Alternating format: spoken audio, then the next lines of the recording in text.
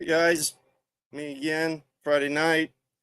Uh we've got Scott Brusch came back on with us because we think that he's got a good understanding on ways in teaching you how to come up with answers and theories by yourself.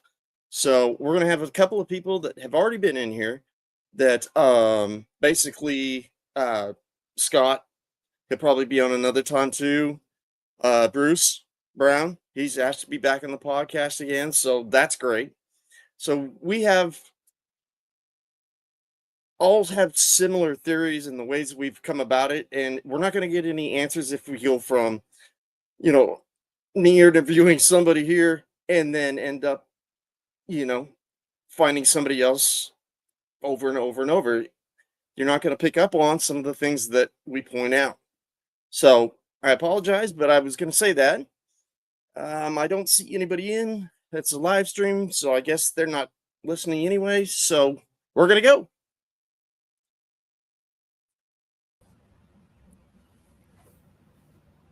All right, let's try this again. All right. Long okay. time no see. Dude, it's been one of those weeks. It's just. Tell me about it in more ways than one. Yeah. I have a friend, and he's either got a aneurysm or a tumor. That's who that was. So. That's like choosing to be shot or stabbed. You know what I mean? You know, I keep telling her this is not something you wait on. I've had her put on the insurance. I told her I'd pay for it. She just, what are you gonna do? It's fear, man. Fear keeps people from doing even what's best. You know? Yeah. But know, a lot of people don't have that mentality where it's like you're already backed into a corner where you're going to have to either fight or tap, right? Yeah.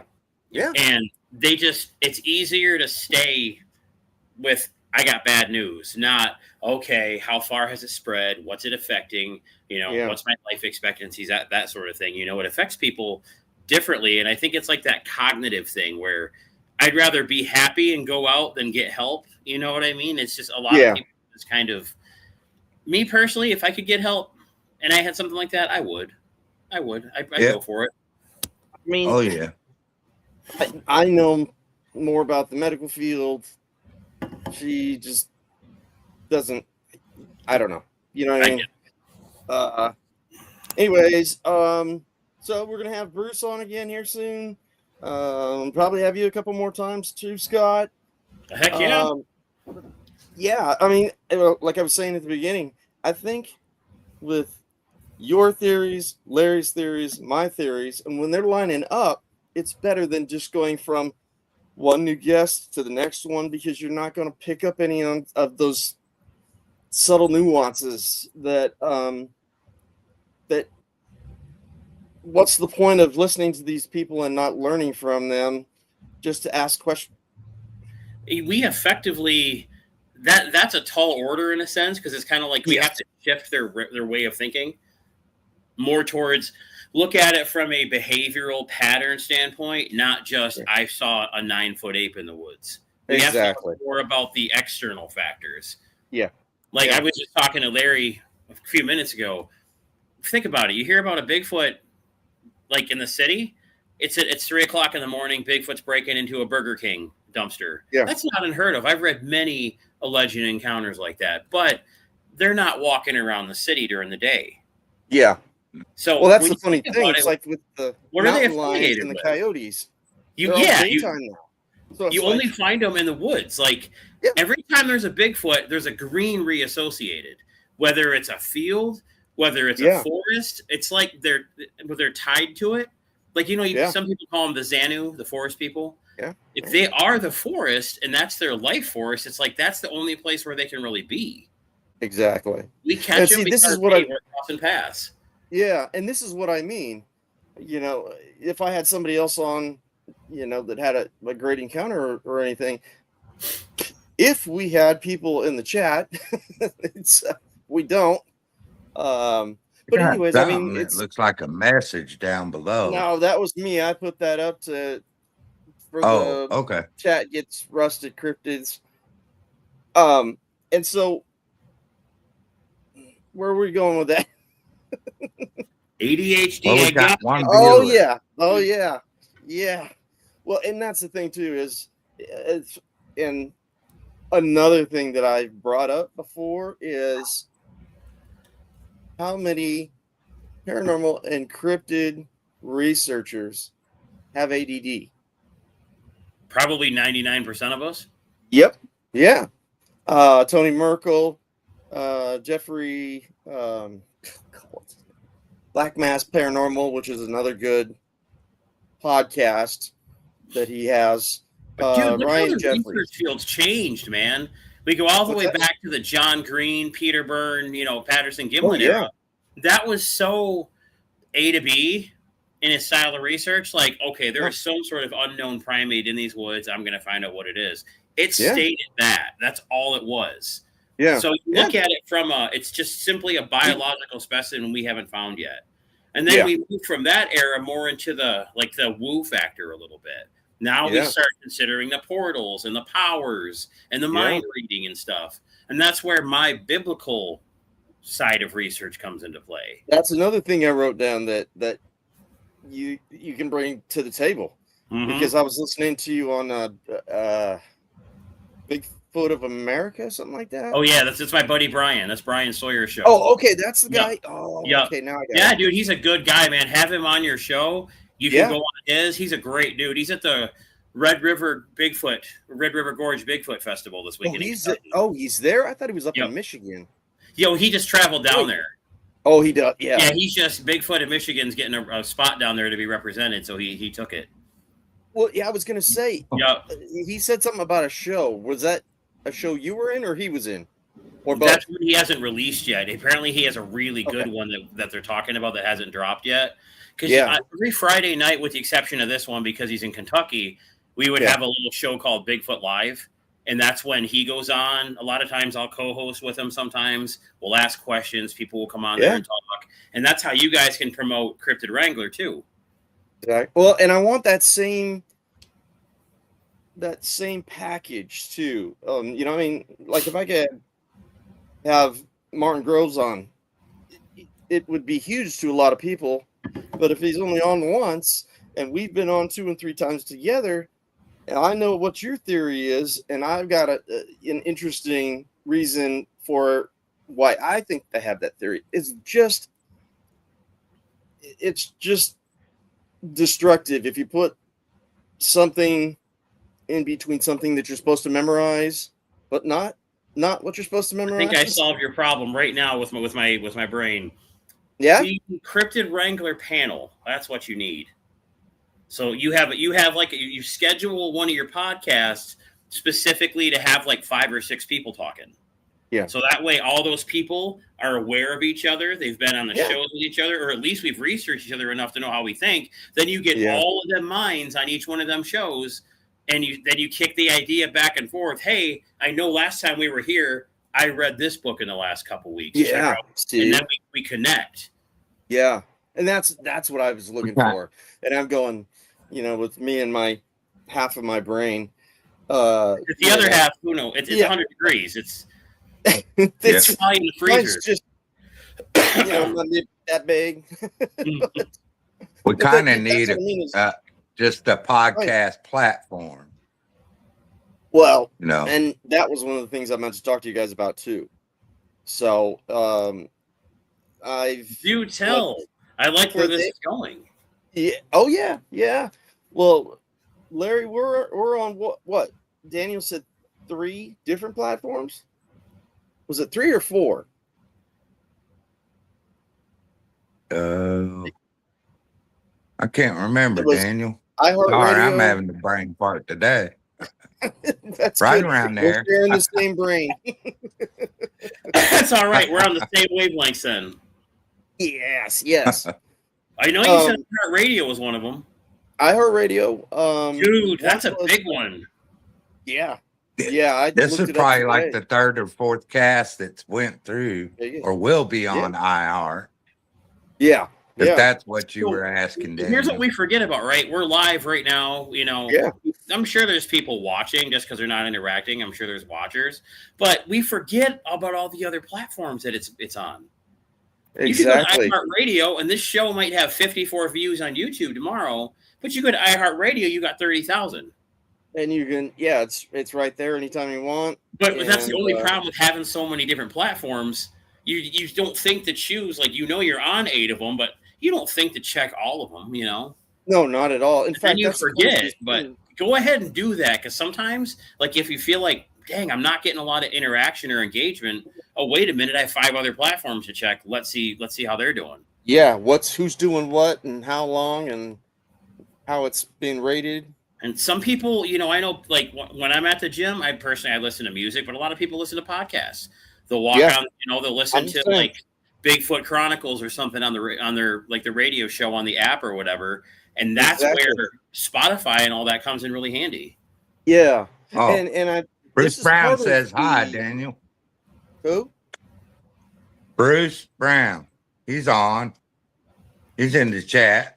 Oh, he's in the call. We were just talking about you, Bruce.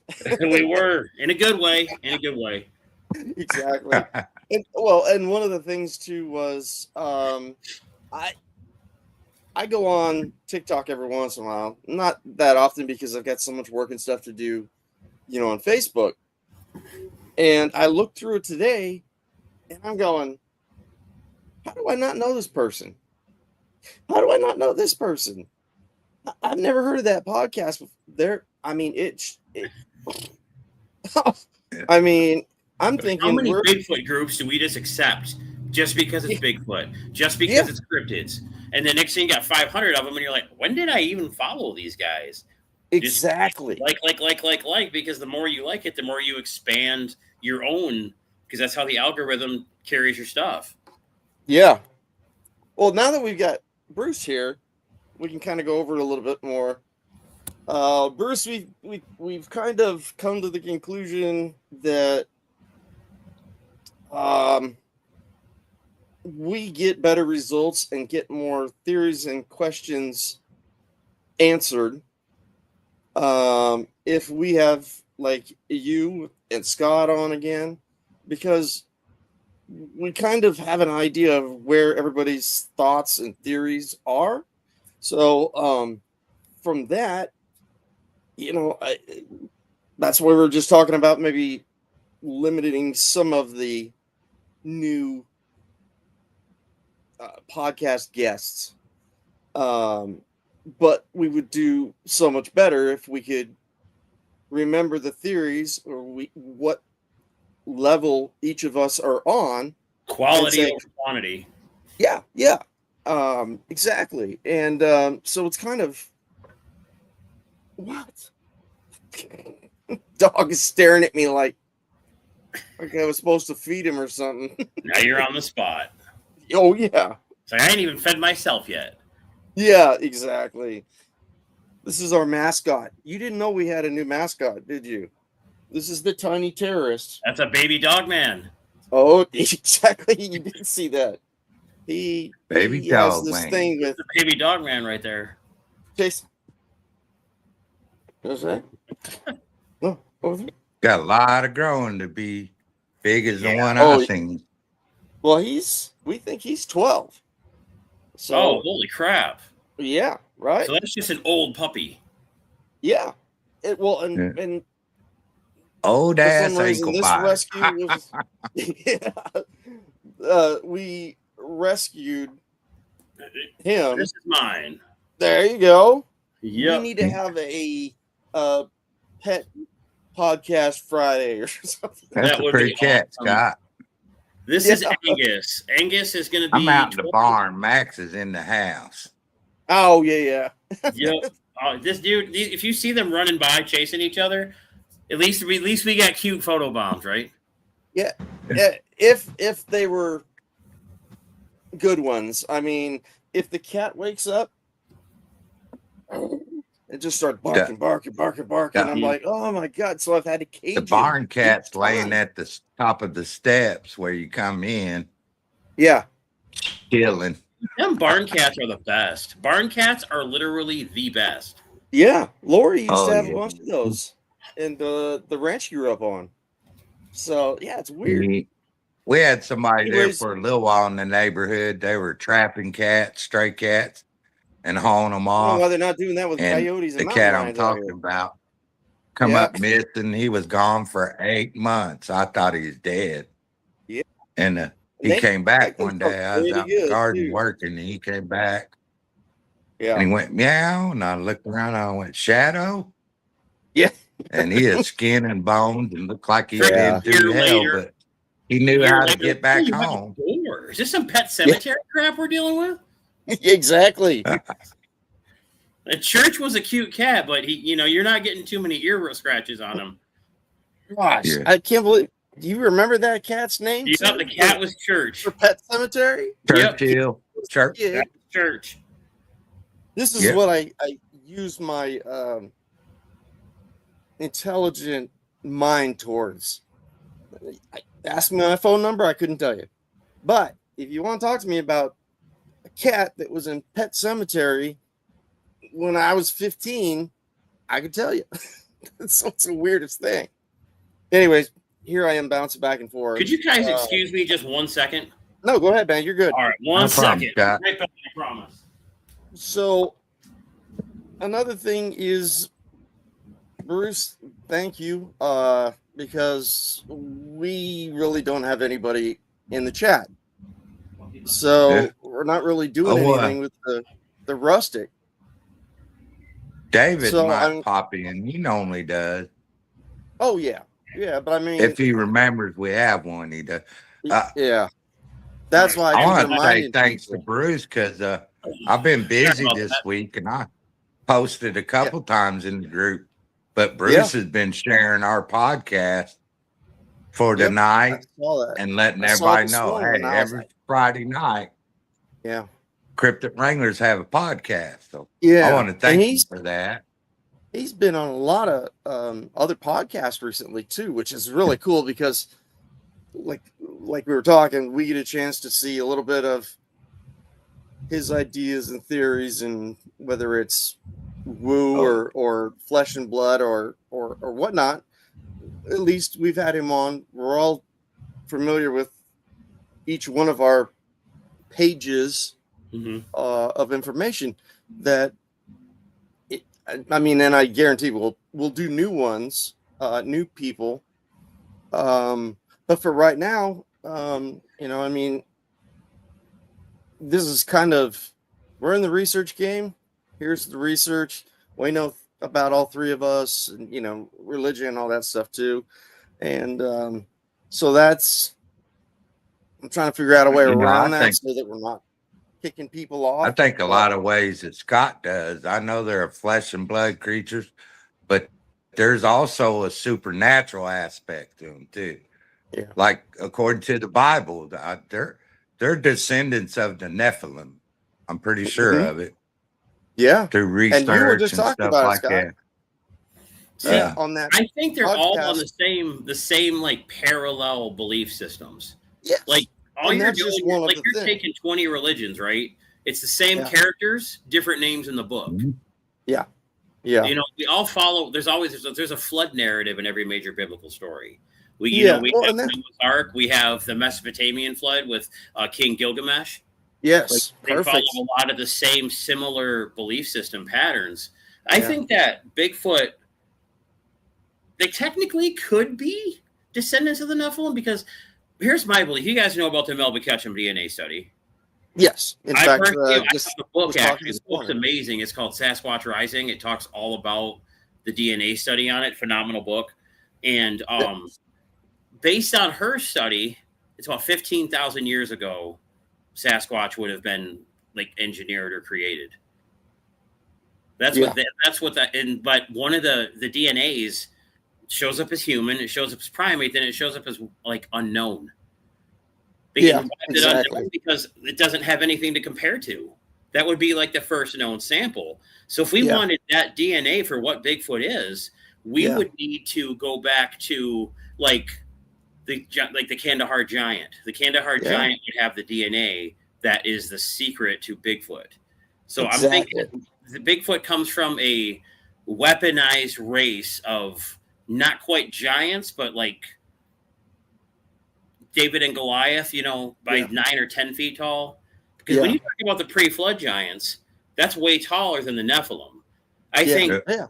Book of Genesis in the King James Bible calls them Nephilim. They're really just called giants in Enoch. Well, and that's the thing too, is that I have heard of the Nephilim and the Bigfoot, where the double rows of teeth and the 6 fingers and whatnot.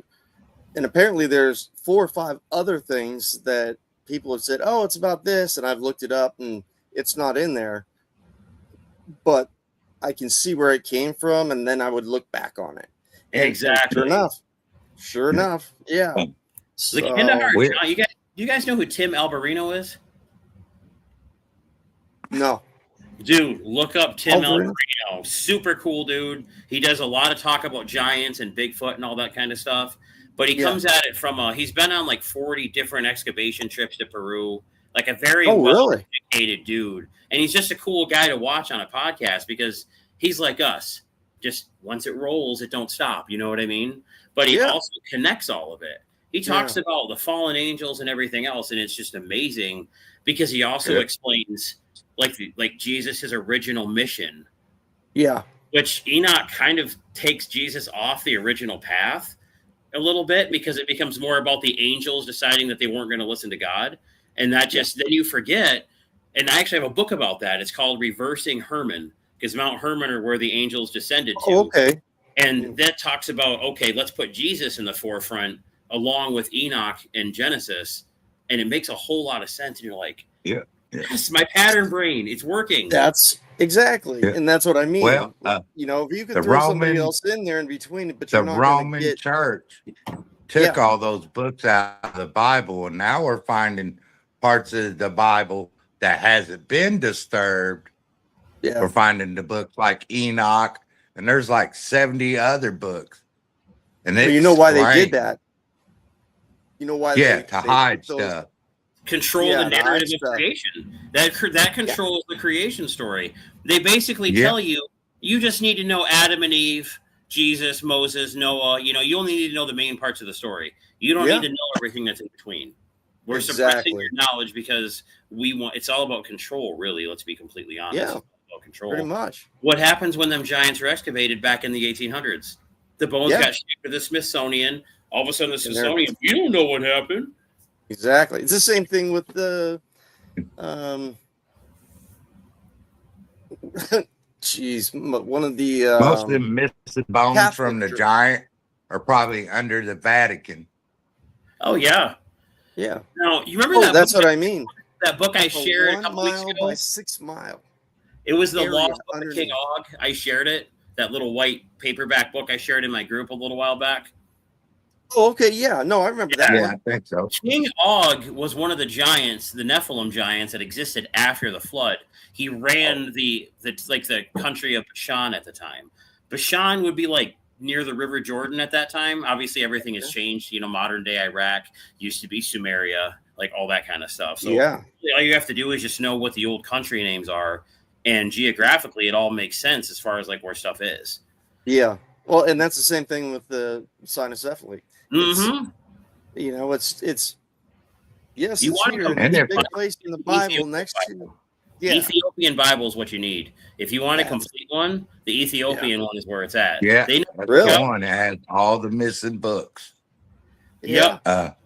Jubilees, the Book of Jasher, all those books, man. Like, there's even like allegedly the Lost Books of Eden, like more expansions and what went on in Eden and all that kind of stuff that are allegedly out there. Now, that King Og book I have, the Menician Book of Giants, is actually in Enoch. It's all from the giants' perspective because they know God is going to destroy them. That's an actual script they found in the Dead Sea Scrolls. Now, the King Og one they found later on, so people thought it was fake. Turns out, I think it was one of the popes, Pope Pius XII, was like, I'm going to remove King Og's book from the Book of Giants because they didn't want to add it. So it's like, this could be real. It might not be, but you're going to leave the actual Book of Giants, but leave out the Og's chapter. But that he talks about surviving the ark or surviving the flood by hanging onto the ark or riding on top of it. And Noah allegedly. That's right. That's another thing to think about. We need to go over. That would be a really good theory to go over. Of how do you think they ended up still being on the earth or making it through? Or and I'll give you one verse from Enoch that explains where cryptids came from right now. Yeah, really easy. And they began to defile themselves with the beasts of the earth and the fish of the sea, breeding with creatures. They bred with animals and mermaids, satyrs, cyclopses, all that crap. Yeah. I'm wondering though, there's so many different information about it, but I forgot what I was going to say, but hey, 1 second. Mm-hmm. Do you guys talk? I'm still listening. I'm going to see if Bruce I can get him on. Sweet. You might as well have him here too. But I also think too, if you add and tie in different scriptures and biblical scriptures, and you kind of put them in the chronological order that the events would have taken place, it all kind of makes sense. So if you look at Enoch is basically an expansion of Genesis. So I believe that there's 3 wars in heaven. The third one ain't happened yet. That's Armageddon. The first one was before the flood, when the Watchers came down to earth and made the giants. That was the first war in heaven, because they decided to go against what God said, took over the earth. God floods the earth. Everybody's like, how did the giants survive? Because after the flood, that's when the devil got kicked out of heaven. That's when Lucifer got booted out and the angels went with them. They did the same thing the fallen angels before the flood did. And the fallen angels come with them. Giants. Yeah. I read the flood, they made them again. That's a second generation Nephilim. Yeah. Well, if they're human hybrids too, and with supernatural DNA, they're basically Kratos and Hercules. Well, and if it was that way, don't you think that they could have just gone into a fish and lived, until everything was when they died? Yeah. I read somewhere where they possessed the body of animals that they entered and became them. Like skinwalkers. Half man and half animal. Died, but the Nephilim spirits of the giants, the reason they couldn't go anywhere, they weren't part of God's creation. Where are you going to go? We don't have a home for you. So the spirits are just destined to wander, and then they possess people. And when you look at the Bible talking about evil people being in power, that's the disembodied Nephilim spirits, possessing world leaders and all that kind of stuff is what that's referencing to. Yeah. So whether you believe it or not, it's interesting. Yeah. Hang on one second. Go ahead, man. Keep talking. I've got to more. I read somewhere where a man and a woman, they researched the Bible. They've been all over the Middle East, where the giants lived at one time. Mm-hmm. And they come up with the theory. They think Adam and Eve were giants. I read that too. There's a lot of old Hebrew texts that talk about their descendants would have been giants. You know what I mean? And then, that makes sense, because maybe the earth before the flood was different. It was, it was a lot more oxygen. Oh, yeah. We had mega flora and fauna and all that stuff growing at that time. So it makes sense that the humans would be bigger too. And then when you look at when they sinned, what do you visualize being like this big pure giant, and then you make a sin, now you're just a normal human. So it's almost like God let them live, but now they're normal. They're not super giants anymore. Now you have to die because you didn't listen to what I said. But that makes sense, man. I didn't think about that. I read that a couple times, but it's not reading somewhere where they believed that Adam and Eve were originally giants. And then, they both sinned and were cast out of Eden. So, but they still had to repopulate the world, or populate the world. So, see, that's how giants could have been. Because outside the walls of Eden, people still were already existing. Eden was the last place that was perfect. So it's when you think about that, maybe all the Neanderthals and stuff were the people that were outside Eden. They weren't those would have been your first hybrid humans. You know what I mean? That would have been your pre-flood hunter-gatherer era, end of the Ice Age people, capable of thinking and making decisions, but they're also killing saber-tooth tigers with their spears. That would be the humans that they would have did that with in Enoch, if you think about it. And then they were banished from Eden, so they had to go and deal with whatever was outside of Eden. Yeah. So, when Cain killed Abel and God sent him to Nod, everybody's like, what's Nod? Well, Nod, at first glance, you're like, that's a town. But then when you look into the Bible deeper, the Bible uses a lot of words that explain a broad topic. Nod means wildlands, untamed wilderness. So that was, And that's what I mean is we know the stories, but with that little fact, it's the details. It brings you one step closer. You know what I mean? You know what I'm talking about. I know what you're talking about. We're all on the same platform. And we can finish each other's sentences with a lot of it. That's what's cool. Exactly. That kind of flow state that you get in. Yeah. Well, and with ADD too, we have to explain it a little more. I know what you're talking about. You know what I'm talking about. But I annoy my fiance so much with that sometimes. Yeah. She'll be like, and that's what I just said. And I'm like, you don't understand. You can tell me the same way 20 times, but it's got to be one that my brain is satisfied with. Exactly. I'm the same. In fact, gotta be why it picks up. Yeah, your brain has to let it click. Okay, fine. I like that one. We're good. Exactly. Because there's one word that's out of place that we wouldn't use that would describe it, but we don't know, like you had just said, nod. You know, we knew it was in the Bible and we'd heard of it before, but I couldn't tell you from where. You know. Yeah. So it's just that connection, that we get. I'm trying to see in the cracks. You know what I mean? It's like a lot of biblical texts and even different Bible versions are just the gist. Same thing. Like, in the Bible, there's 23 years of Jesus's life that weren't even documented. Yeah. What did Jesus do for that 23? Really? You know, it's pretty fascinating, and that's where the Da Vinci Code kind of comes in and sort of fills in the gaps where that might be.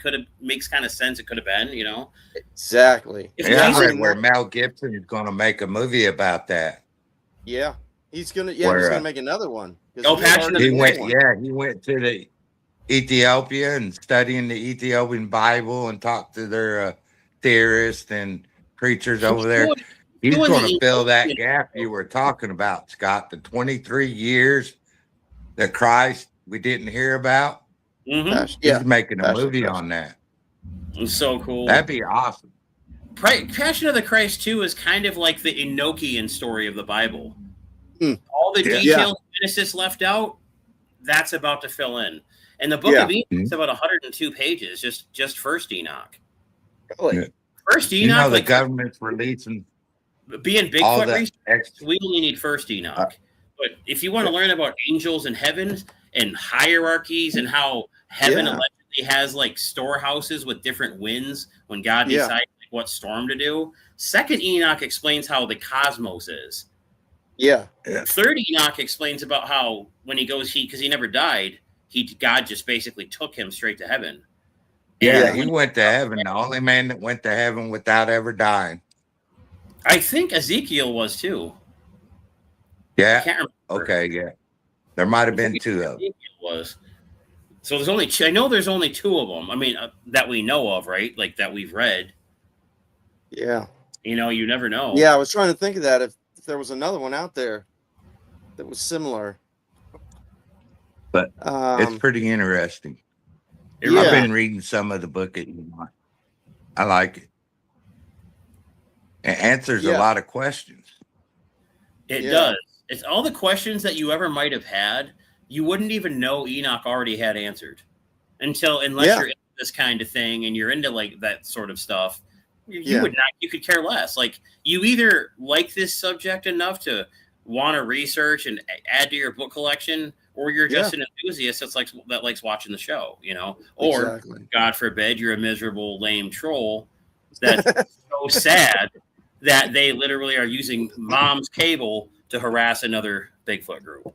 Yeah, I know, right? There's a lot of conspiracy going on now since they started releasing the UFO files, and yes, there are grays and extraterrestrials, and that cryptids could be next down the line. Well, yeah, we'll and if it does, we're sitting at the top of the food chain for recognition for as much time we put into and the depth that we've gone into to bringing it to other people to just be able to have it, whether it's entertainment or educational. One of the two, it doesn't matter. I'm with you, but the problem with the UAP phenomenon is, and I hate calling it UAP. I mean, it's called UAP since I was friggin' 7 years old. It's been a UFO. Yeah. Like, you know what I mean? It's a UFO. Yeah. UAP is more the behavior of a UFO. That's like, you know what I mean? That's more like how I look at it. But people want to look at it like they're little green men from another planet, from outer space. They're extraterrestrial, separate life forms. Yeah. Cool. Interesting. There's too many parallels to the Bible that I would consider them demons. That they are sort of disembodied creatures. And those gray costumes, those are just skin suits. Because a soul can't be on this earth unless it has a host. So these aliens are just what they're using as meat suits to walk around and take people. Why else, when people prayed in the name of Jesus during an abduction, did it stop instantaneously? If you had sinister intentions with me, why did me talking about Jesus make you run away? Yeah. I mean, believe what you want. What's scary is we've traded technology with them. Yes. Eisenhower, I believe, in 1954, met at a secret military hangar to exchange. The year and could be off, but it was the 50s. But Eisenhower apparently made a deal with the Greys. Like, you can take so many of our people for research and studies, and if you give us sweet technology, LASIK surgery for your eyes is allegedly a gift from extraterrestrials. Hey, we finally got Bruce here. Hey, Bruce. How's it going? How's it going, sir? All right. How are y'all doing? Good. Hey, Bruce. Have you two met each other, Scott? We have not. Met Bruce? Nice to meet you, sir. Yeah, you too. You too. Yeah. So, we're just going over, like, we were talking about having you on again, and instead of having another guest that is just known for one encounter, okay, but if we're all on the same page, so we all know where we start and where we start believing and stop believing. So it's more of this educational, and if we all agree on it, it kind of builds that my other conversation. Hey, yeah. So, but let me just a little bit here. What's that?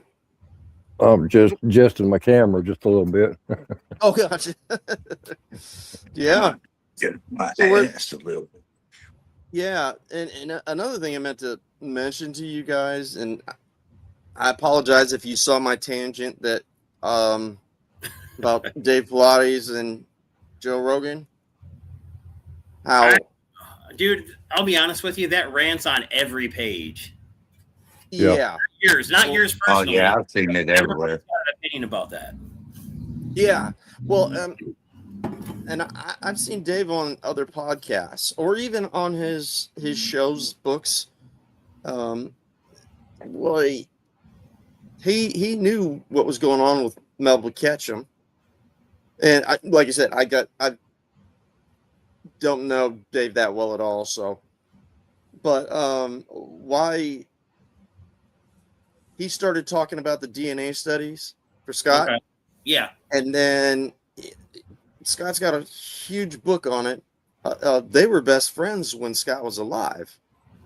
And then Joe Rogan kind of steps into this. Well, I don't believe Bigfoot. And I'm just like, oh, here we go.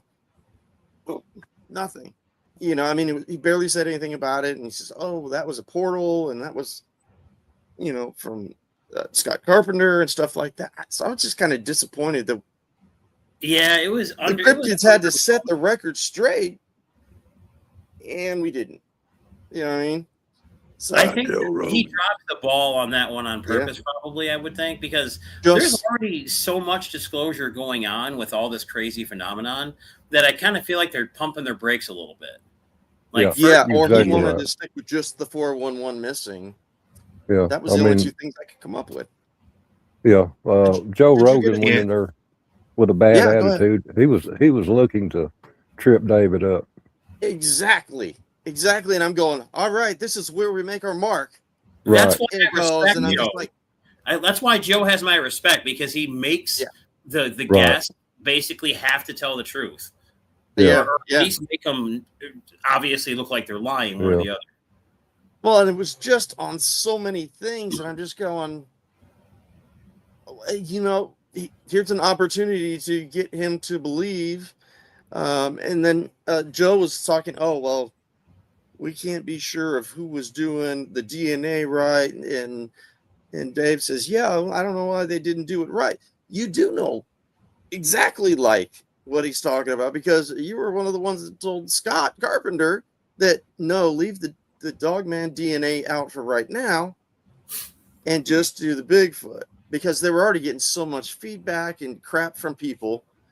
And I'm just going, how can I remember this with my tiny memory from, 5-6 years ago? And I was kind of disappointed that he had his mark, and it's just, so I had to tell Joe, hey, if you want a real person, I'll go on a podcast with you. Yeah. Dude, I would so go on Joe's show. Oh my gosh, right? Regardless of what you think of Dave, the phenomenon is real. Oh yeah. Yeah. I mean, like Tom Messick. Tom Messick was Army National Guard vet, walks into a forest that he's been in his whole life, woodsman, and he just walks off the planet. Yeah. Whether he went into a portal and never came back. Mm-hmm. Yeah. Like whether Dave Paulides was a detective, whether he was a SWAT officer that got busted for misconduct, whatever Dave may or may not have done, he shined light on a lot of weird stuff and made us have to think about it in a lot of ways. I mean, I admire and respect him. He's a great man. If you take his cluster map of all the missing people and you put it on top of the subterranean cave systems in the United States, it's almost identical. Yeah. What do you think, Bruce? You've heard the podcast with Rogan? I've heard a little bit of it, and have you? Yeah, it was kind of just really. I'm thinking, awesome! Here we go. He's going to tell Joe about Bigfoot's art and why there's only one footprint, that ends and there's nothing. And I'm just going, we are so in right now, and nothing. Well, I think he caught. And he drops the ball. I think he went on the Joe Rogan show and had a bad day. We all have them. Yeah, well, that's not a real bad time to have one. Right, exactly. It is, but it happens to all of us. For sure. Yeah. More times than not. Yeah, mine is every day. The 411 program on the missing people. I mean, he's got that down pat. I mean, we were allowed to discuss so much, and that was it. I mean, that's all you're given. And you got so many agencies involved in that, where you got your park systems. They don't really give the park rangers the authority as you would a local police officer. Yeah. And even then, like in the LBL, they shut the police officers up too. Yeah. I mean, we have different agencies that supersede other agencies. And when you have a state, TBI, KBI, then you have FBI, CIA, and those people come in, and then it trickles up. Less power starts from the bottom. As it goes up, the power goes. And you can't forget about, the third-party government contractors, like Aerospace was back in the 90s, guys like that have a lot of money to invest just into that research. Right. Yeah. So, that's what we know about. Yeah. Yeah. But yeah, you get. So, go ahead. You'll get a like the LBL. You had your locals there, and then you had your park rangers, and then when the at times the colonel of the park ranger will pass it off to another agency, like the sheriff's department. The sheriff's department will pass it off to another agency, like the Kentucky Bureau of Investigations. They will pass it off to another agency. It might be the Federal Bureau of Investigations. It might be government, it might be military, and then it's according to what the situation is.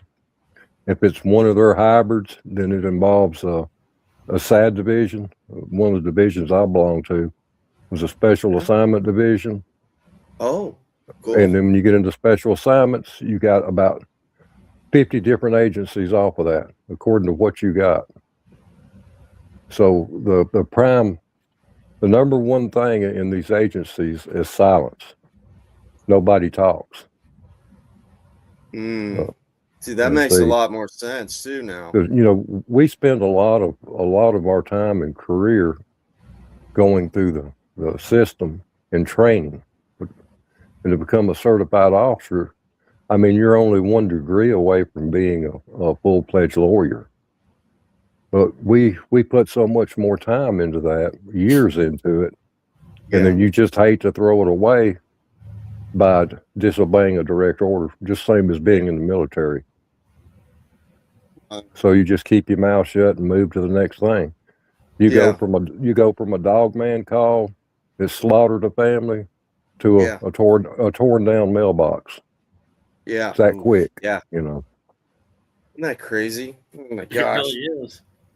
And well, it doesn't help that the government's not giving us any information. But oh yeah, we know about UFOs and aliens. They're out there, and that's it. And so we're left trying to figure out who's responsible for what and who you get certain information from and who you get it taken by. A lot of it is all like PSYOP stuff right now. I mean, you got the war in Iran going on. Everybody's focused on that. You got the UAP disclosure. Everybody's focused on that.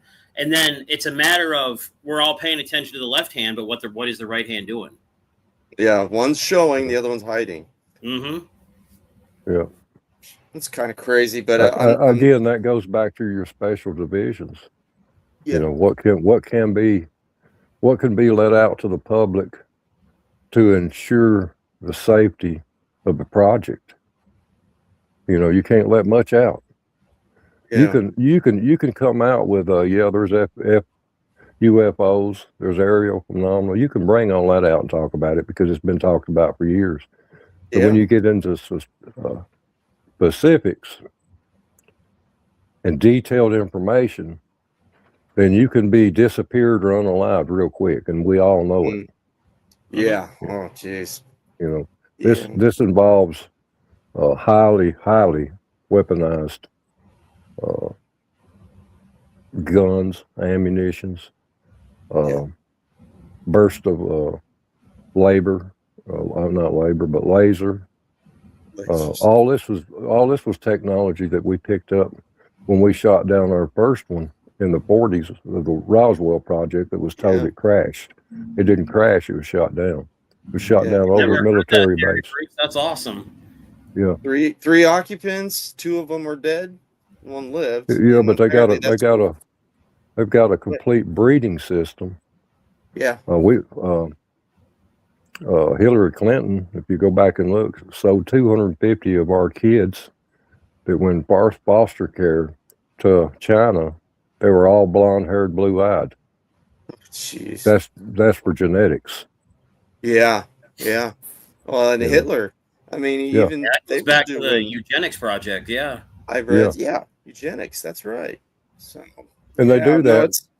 Other countries do that. That's the reason why everything has to be kept so secret. Other countries do that to get each other's makeup of DNA. So what might not hurt us could kill Russia. If you're a Russian DNA, what might not hurt Russian DNA people may kill us. Something like the COVID, but the COVID had been around since the 60s. Yeah. And it just blew at that time. They just directed weapons and all that kind of stuff. Right. Obama give them the funding, the Wilhelm lab funding, the lab in New York and the lab in California, the money to enhance it. Wow. So by the time it was released in Wuhan, China, at the Wuhan lab, it was already here in the United States because it was all developed in proximity. Didn't they have people came in, they got a like a building or something, and they actually were going through and pulling out all the different fatal diseases, and they changed it and made it more deadly. Yeah. Yeah. So it had nothing like to do with Bruce planes. said, I read somewhere where they found COVID in dinosaur bones. No We kidding. used to, when I was I a read kid, that in an article somewhere. Yeah. That COVID When had been around that long, that they had found it in dinosaur bone. Yep. So it was probably transmitted by insect. In theory, it's in the cold flu family, so it makes perfect sense. Right. It stays in the common flu. When I was a young kid, 10 or 11 years old, we had a big cattle farm, and my daddy was in the military for 33 and a half years, and we kept a farm here, and his brother took care of it while we was gone, and Daddy was stationed in Alaska, Hawaii, Vietnam, the Korean War, and stuff like that. We had a refrigerator in the barn, and inside that refrigerator was a bottle that we vaccinated the cattle with that said COVID on it. No kidding. So that, you're talking about late 60s, early 70s. Yeah. And then you had the governor, I can't think of his name, from Minnesota, who used to be a wrestler. Oh, Jesse Ventura. Yeah. Jesse. He met a woman in South America under secrecy. They filmed it. It only hit the TV station one time, and the government pulled it. And that was back in the 90s. And she was talking about the World Health Organization releasing COVID on the world in the 90s. So this is something, and when I went into Homeland Security, they trained us for that. Specifically, now, keep in just mind, that? Yeah, for COVID. Keep in mind, I went in Homeland Security as a sergeant in 2002. COVID didn't break out to 2020. They were aware of it. This was all planned. They couldn't prevent it. Yeah, this was all planned. That's where the term pandemic comes from. Yep, pandemic. Yeah. Good point. You look at all the different viruses, the swine, the bird flu, and they're all that. Touched a little How's that differently. jump from that animal to the human? Because it's been manipulated in a lab. To do so. That's crazy. I got a question for you, Bruce. What do you think of? I heard that most of Area 51. I'm former Air Force myself. Yeah. That a lot of Area 51 got moved to Wright-Patterson Air Force Base. It did. That's. I thought about that. I'm thinking that makes a lot of sense. Yeah. Because I believe that's where the lab is that they did the autopsy on the gray, wasn't it? Yeah, and also the white. Okay. The tall whites. The tall whites, they live up to somewhere that they can guess is around 1,000 years old. The grays only live to be 200 to 300 years old. Man. And you got your small grays and your tall grays, but all your whites are tall. Jeez, this is what I mean. Having just the four of us on, Scott can ask a question, you got the answer to it. It connects in our mind. So it's kind of easier to have people understand, learn where it came from, where it's at, stuff like that. So that's part of the reason when you had said that, Bruce, the other day about being back on, I was like, that is a great idea, because, you know more about policing than Scott does, but he knows more about military. And so there's these little teeny things and changes that we all pick up on. Or you can have somebody on that tells you about an encounter that just is way out in left field, Right. So, and we have a tendency to adhere more to Wrangler panel, man. Cryptid Wrangler panel's got a ring to it. And you got 5 or 6 guests all talking about the same subject, and the recent subjects, matter of it around, and then your theories and stuff too. Yeah. Yeah, People we were like talking about that, people Bruce. talk sometimes too. Yeah, yeah. Well, and stuff What's your sticks with guys' you. thoughts on the reptilians? That seems to be a hot thing right now. Yeah, on. and That's misleading. is It's it? like Scott. Is it Scott? Am I saying your Yes, name sir. right? Yes. Yeah. It's like Scott said a minute ago. They're feeding us information to run us to the left when everything's going on the right.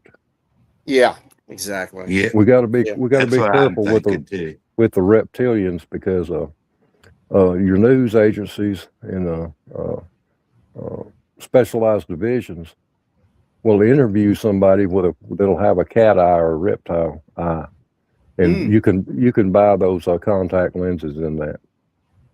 Oh yeah. So they're using See, I counter wouldn't even. intel to throw Yeah, you I off wouldn't of even what put you that. already know. right. Yeah, Yeah. I wouldn't have put that together to save my life. So now it's like, oh, well, that makes more sense in this and this and this. My personal So view you'll on drop stuff. the reptilians are Sumerian. That goes back to ancient Sumerian tablet Right. times. That goes back to your Anunnaki and like the Enuma Elish, like the ancient Babylonian days creation story stuff. Right. So I think they're more about their demonic deities that either never died or they're possessing leadership on the planet.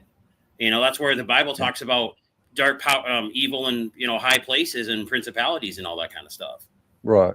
Yeah. I can't say a whole lot on it. I mean, on the religious part of it, because I has just stepped down from being a Melchizedek priest. Oh, really? And let the younger generation take it over. So I'm still connected to the church. Wow. So I can't really say a whole lot when it comes to the religious aspect. I can tell you this much. Sometime, Bruce. Yeah.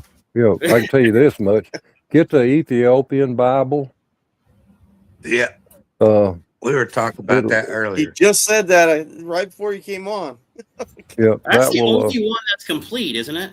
Yes. Because that's where first, second, and third Enoch, Jubilees, and Jasher all came from too. Right. No, that'll give you a better understanding of your demons versus your cryptids. You'll get into some more reptilian-like stuff. You'll get into how the church is actually you and not the building. You'll get a better understanding of what it means. Yeah. Now, Bruce, where do you think Bigfoot? What's your theory on what Bigfoot is? I've run into probably 5 different types. You got your supernaturals. You got the one that has the ability to be supernatural that are not. And then you have what we call the land bridge ones. The ones that span the land bridge never really evolved. They stayed hidden back. Okay. And you got to keep in mind the land bridge was a continent as big as the United States are big. Yeah. So the Cherokee and the Shawnee from here in Tennessee become friends with them, and they would be the first to tell you they're just another race of people. But then you get into the supernatural aspect when you get out west, to where you've got cloaking, you've got I call the chameleon effect, where you've got them that just appear out of a mist. Some people say they walk out of a porthole or stuff like that, but I call that the supernatural aspect. Okay. Then you got the hybrids. You got the ones that our government has in many years, 60 or 80 years, have bred them in labs. Okay. So we have engineered ones too, not just naturally. Right. See, you'll have people on some of their sightings that'll say they seen a Bigfoot, but he had multicolors in his eyes. Well, that's a mechanism. So you're looking at a robotic Bigfoot. Now, what do you think the first Bigfoot was? Would that be something like David and Goliath type days, or? No, I think that was part of God's creation. They crossed the land bridge. They choose to live a certain life. There's like 21 species of humans. There very easily could be 23. True. To pin it down and say just 21, I believe the scientists are wrong. I believe the government's wrong. Well, Yeah. I can't say they're wrong, because if I know it, they already knew it. Yeah. They just chose to give us a little bit here and there. Yeah. Look, my research primarily is in urban environments. I mean, I'm from northern Michigan, so I grew up in the woods, but when I had an experience in a more city setting, that's when I'm like, okay, these things are literally everywhere. They're not just out in the middle of the Pacific Northwest. They're not just in the middle of nowhere. These things are literally like on the fringes of humanity. And some of the things I've seen, the portals, the things coming out of the portals, the footprints that just suddenly vanish into nothing, the way that they'll throw sticks at you from 75 feet away in a tree, just right enough to where they land at your feet. Just enough to let you know I can see you, but you can't see me. Yeah. That's funny, because we've got a guy that's coming on. I just happened to stumble on his documentary, and it goes from where he had heard about it from a neighbor's house, and then he heard stuff over in the bushes, and then he started just going out and doing, hey, okay, well, they can throw stuff accurately, and so he would learn by just redoing it. Gosh, I can't remember what his name was. But yeah, all the way to the point where he was pretty much talking with them. It's just, I wish I had the guy's name. I totally forgot. Oh, if you put us in the woods out there like that and left us for 5 years, 10 years, 20 years, 30 years, we could take a rock and kill a bear. Yeah. Environmental evolution. The biggest grizzly bear ever killed in the world, it was in Canada, was killed by a woman with a .22 rifle. No kidding. Yeah. I just found out the other day that one of the largest and the last grizzly bears was killed right up probably 2 minutes away from my research area. And so the mountain lions and the coyotes that are coming in would be on the exact same path as that bear, that grizzly. God, it's crazy. The things that we can kind of pin our mind to and then share, and it's just opens a whole new world. And a hell of a lot more questions too. Well, and then you got the trail camera argument. Personally, I think I've caught him on trail camera. I've uploaded it to my group. I've uploaded it to your group quite a few times, Dan. And it looks like a fingernail coming on the left side of my IR cam. And it's a good 8-9 feet off the ground. But I put cantaloupe and watermelon above it because from what I understand at that time, that's what they loved. So something was reaching around my camera, and it's just this massive fingernail. So I don't think it's the IR. I think it's the fact that there's something foreign in their home. And I feel like after a while, their behavior starts to change because they're kind of like, okay, it's not hurting me. And I never gifted enough to make them rely on it. It was just something here and there to keep it going. You know what I mean? And I think you can kind of change their behavior to, this is a safe thing in the forest. Then I would take it away for a couple weeks and just let the forest reset, bring it back, and see what would happen. You never know. Yeah. Well, those trail cams, people are always saying, I don't understand why a bear would chew on my trail cam. Well, those batteries, when they warm up, they smell like berries. And that's what they're trying to get into. Off. Yeah, that sweet smell. Isn't that crazy? So, there's so many different. I had an idea to stick a real one inside of a log and just hollow out enough of the log in the front to show the camera. And then having another trail camera over here that's a decoy that's not actually recording. Oh, yeah. Decoy. Is it a visual thing? Or I'll are we tell you going what, I hunted this big buck for years, and I bought a couple trail cams and put them out. He quit using that area. He knew there was something in there, He started using the going behind the cameras. Yeah. And I set up my stand about 40 yards from the other side from where I found out where he's going behind the camera. That's what I figured out he was doing. And bigger and shit, that's what happened. He come up in between me and the trail cams. He knew them cams were there. Yeah. It's their home, so they get used to seeing things. If something looks out of place, I tell people, you know, change your habit. I tell people when they come home from work and their couch is missing, they'll know it right off. Yeah. You know, you come but it's got to be that big in order for us to figure it out. Yeah. You take the woods like that and you add a camera to it. I mean, it's going to stick out like a sore thumb. Mm-hmm. Yeah. They're going to spot it. They're going to spot it, smell it. But that's a good idea about putting it inside a log, Scott. Yeah. Yeah. Personally, if you're going to try that experiment, I'd probably bury it in the ground for about 6 months and then bring it out and hide it. That's a good idea. Maybe put some ragweed or something on it for some scent masking too. Right. You'll have to cover the plastic up and then seal the batteries in with super glue and try to keep that ammonia or prostrate acid smell out, and then of course it'll give that sweet smell after time goes on.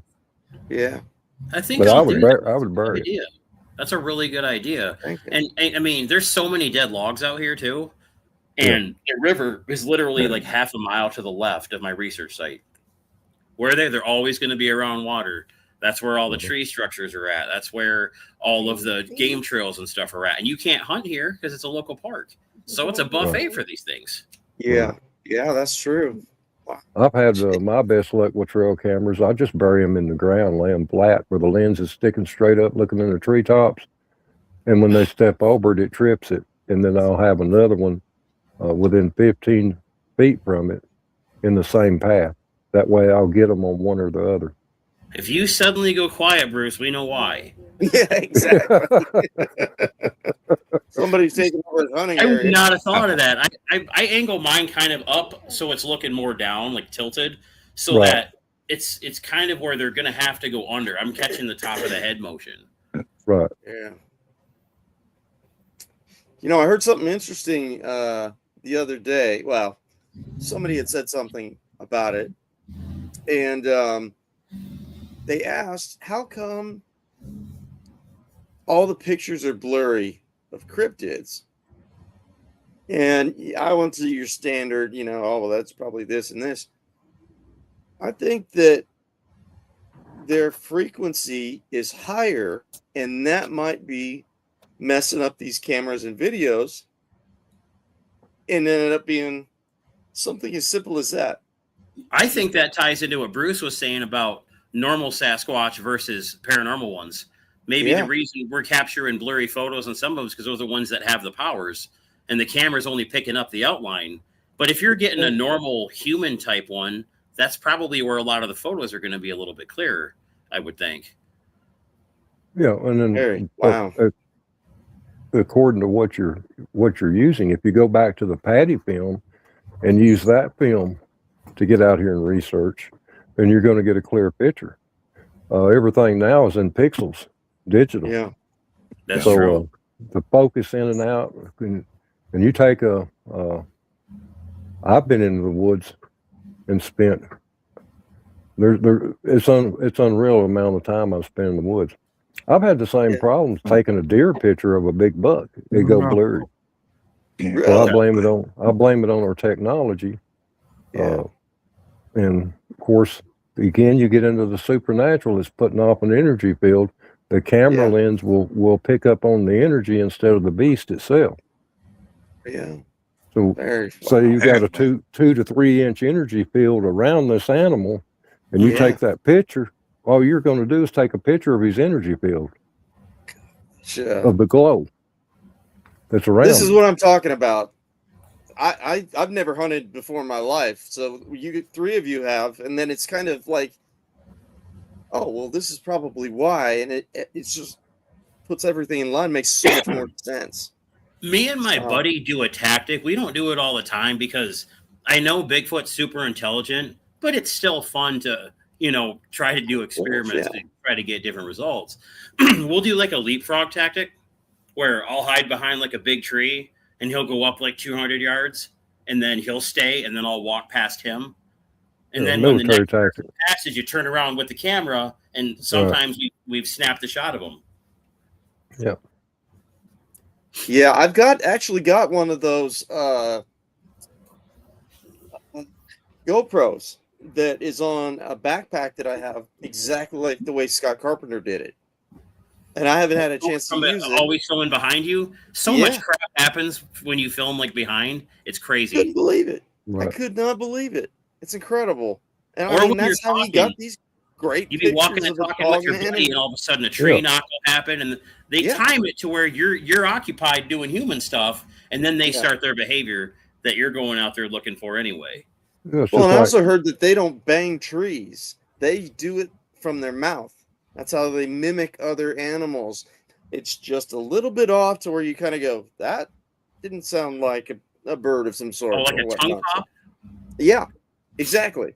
So I'm thinking, well, that makes sense because going around smacking trees are dumb because we do it. You know what I mean? My thing with wood knocking is I don't know what they're saying, and I don't want to say the wrong thing back.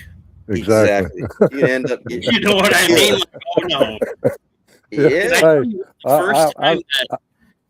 Go on, Bruce. I went down on the lake, and I made a couple of my calls. Blasted a couple calls, but I went way out on a gravel bar. Right now, the lakes and stuff are low. So I go out 100, 150 yards out on the gravel bar. And I make my calls and stuff, but I take my fishing pole and my bucket with me and some bait so nobody else figures out what I'm doing. Exactly. And Otherwise, I've got everything hid in my bucket, so I lay it out once I get to the spot where I want to be. I cut everything out. I sit down on the bucket. I bait my fishing line up and I pitch it out. Well, I make these calls, and an hour and a half goes by and nothing happens. So, by this time, I've already caught a couple of catfish, weigh maybe 1.5 pounds to 3 pounds. So I'm like, well, it ain't a wasted trip. Well, then just out of the blue, I've got my back to the way out. Me and the bucket get picked up and thrown in the lake. So when I come up, when I come up, I hit my headlamp and I double click it instead of once. When you double click it, it goes into strobe mode. When I meant to just click it once, but it happened so quick, I just went up and hit my light so I could see when I shined it back.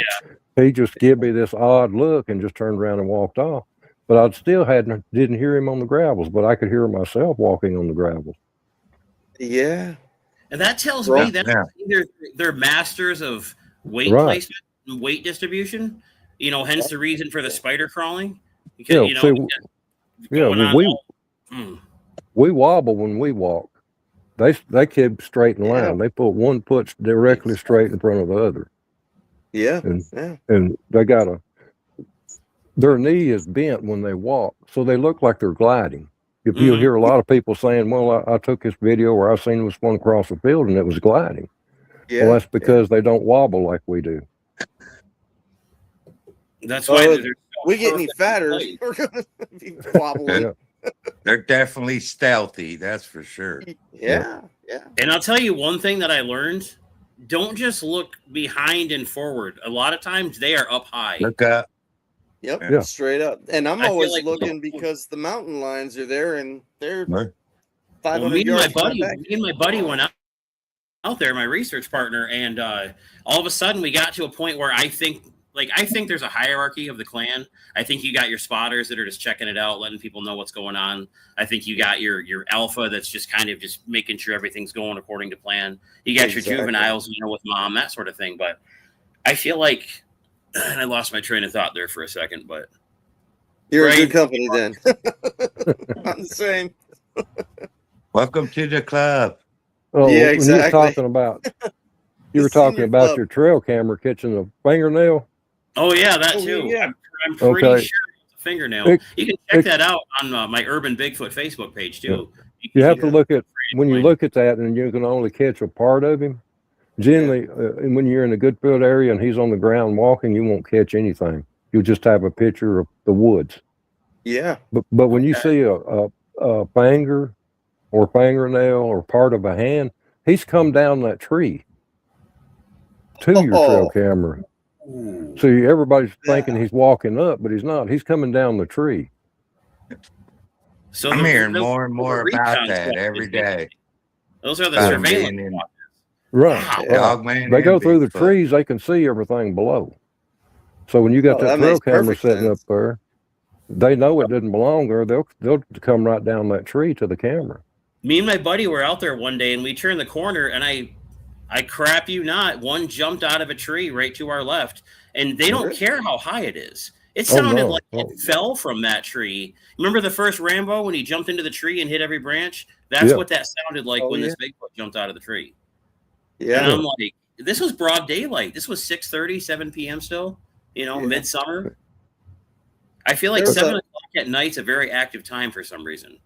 To give you an idea on these trees, right now in the Smoky Mountains, the Smoky Mountain park rangers are keeping up with a bear that hibernated, and she's come out of hibernate, and they put a tracker on her because they couldn't locate her. And then when they put the tracker on her this past week, they found her 60 foot up in the air inside of a hollow tree. Jeez. Was Bigfoot got a pet bear? Yeah. Well, if you look at how they do, then if you turn around and look at what Bigfoot would do, yeah, you have to look at where did they learn this at? Yeah. Did Bigfoot teach the bear? Did the bear teach Bigfoot how to hide? I mean, it's just you have to look at it open-minded enough to figure out that if you're playing a game of hide and seek and you're hiding and your friend's trying to hunt you, when they pass by, you'll show yourself. Yeah. And it's funny you say that too, because there's a woman that I've talked to out here, and she's been on the news like you wouldn't believe. She was in Lake Tahoe, and she and her 2 daughters went out on this trail it's right across the street from their house. And as they're walking, the 2 girls go, "Mom, what's that?" And they point in the tree. And she says, "What are you talking about?" Took a picture of it. They looked, and it was a Bigfoot. He was 30 feet up in the tree. They freaked out, went home, and basically she called, I guess it was, DNR, something like that, and said, "Hey, we've got a Bigfoot out here in the tree. My daughters just pointed out." And they said, "It's a bear." And she goes, No, it's not a bear. I would know if it was a bear. It's a bear. So they had the police come out. The police said, it's a bear. And then she shows the picture of this Bigfoot 30 feet up in a tree looking straight down at her. She sued the state of California and won millions because they lied to her. Just because she thought, hey, it looks like a bear, this is a bear. No, she and her kids knew exactly what they were seeing and a picture of it. And she sued for millions. That's what Bruce was saying, though. All them agencies, exactly. Silence is the key for all them agencies. So, the only reason that they had to drop the UAP phenomenon was because so much got hacked and people already found it. They're like, fine, like we can't hide it anymore. They're real. We just don't know who they are. Yep. Wow. Crazy. To a degree. I mean, makes sense. Narrative. Yeah. I tell you what, when I go hunting now and before I get at my stand, I look in all the trees around. Yep. Then get up my stand. For one thing or another. It could be a mountain lion, it could be a bobcat, it could be just about anything. I tell you what. The biggest thing I had an encounter with the mountain lion. Man. Where I was hunting. Yeah, or another guy. Then you just got to throw him out of the stand. Yeah. Exactly. Bruce, what time of day do you recommend going out to get the best results if you're going to go out looking for Bigfoot or doing some research? Do what? What do you think the best time of day to do research for Sasquatch is, like out at a research site? Do you think it varies, or do you think there's consistent windows? You'll have to learn to get their patterns down, same as any other animal. First, go out and look for flesh and blood. Don't pay any attention to the cloaking or the portholes and stuff. Get yourself in a spot that they're at. And once you get into that spot, do both types of hunting. Do daytime hunting and then do a night hunt. Okay. And that way you mix and it water, up. very important. The ones that I mostly deal with are down on the rivers and lakes. And then once I find them, then I'll go back and work that area. They will migrate out. It's according to the food source. But anytime I've had just as good a day encounters as I've had night. Night encounters tend to be a little bit more dangerous because they're a little bit more comfortable getting too close to you. Yeah, and we've been picked out more than once. Yeah. If you accidentally corner one of a night, you got trouble. Yeah. It's just like any other animal in the woods. You corner a fox, a bear, or whatever, you're in trouble. Yeah. We've got go ahead. Of a daytime, you can give them the option.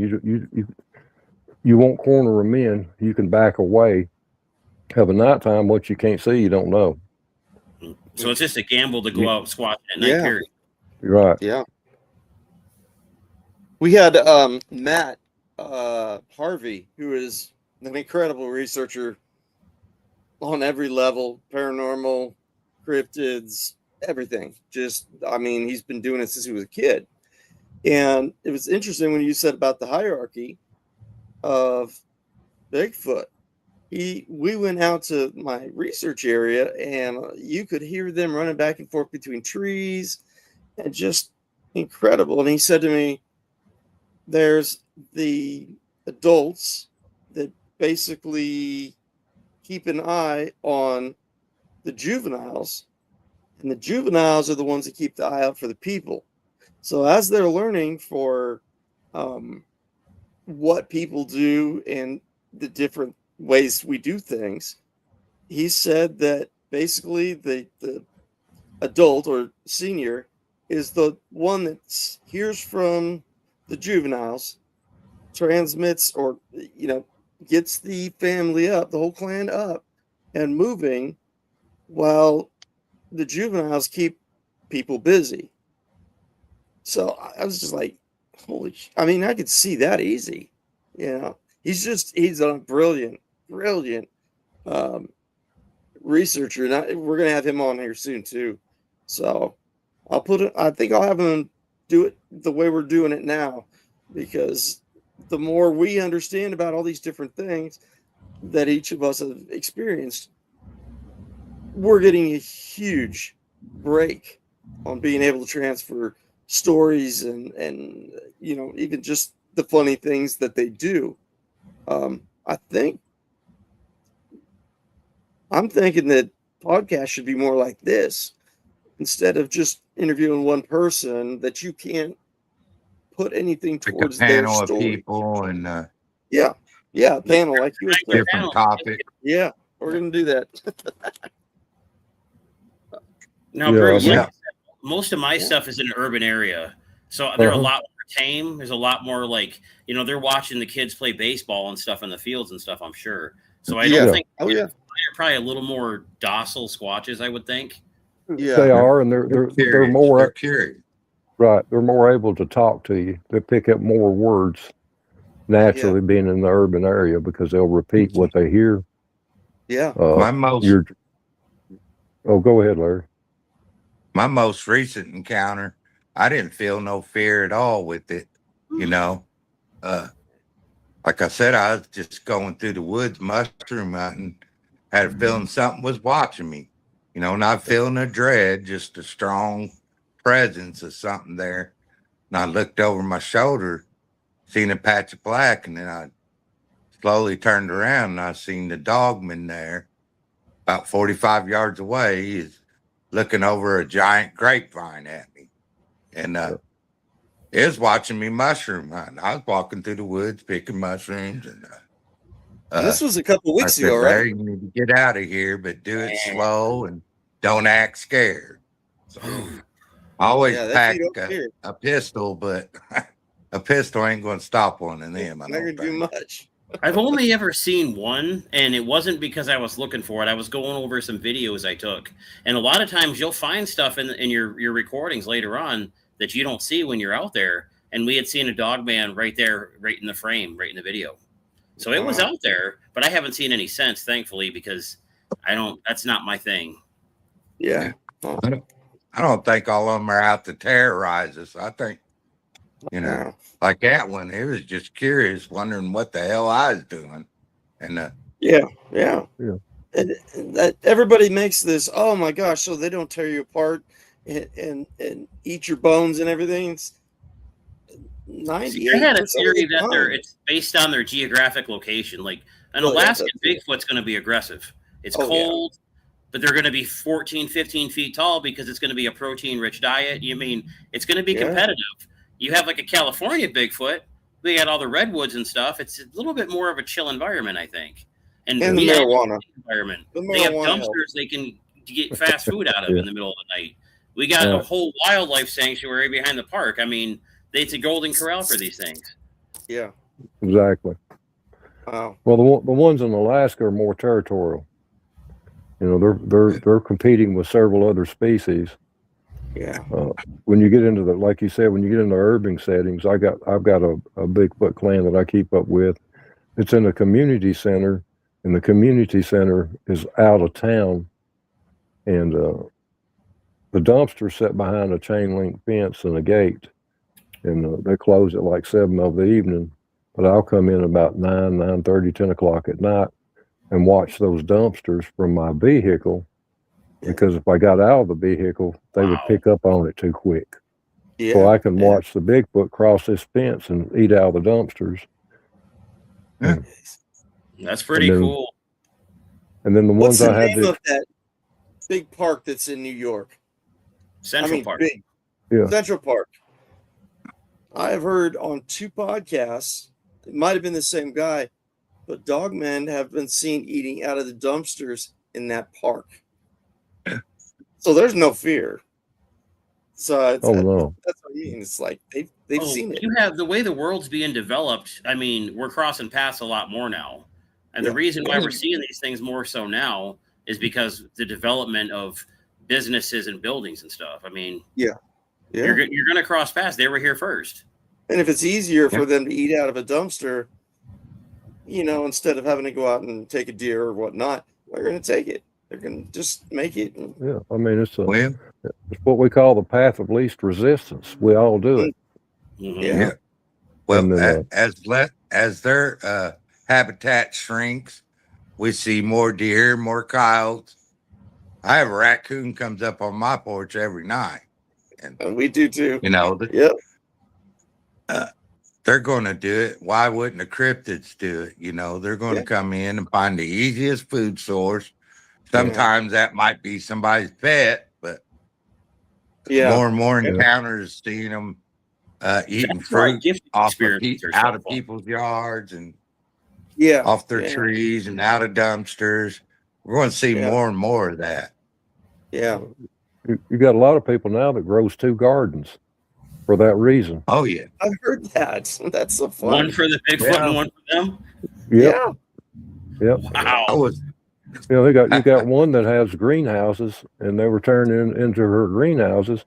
So she put out a garden outside and told them to leave her greenhouse alone. But she's got a picture of a handprint that looks like a basketball where it touched that wet plastic on the greenhouse. Okay. What do you think about tree breaks? I think most of the tree breaks are territory or resource markers, but I think some of them are hunting too.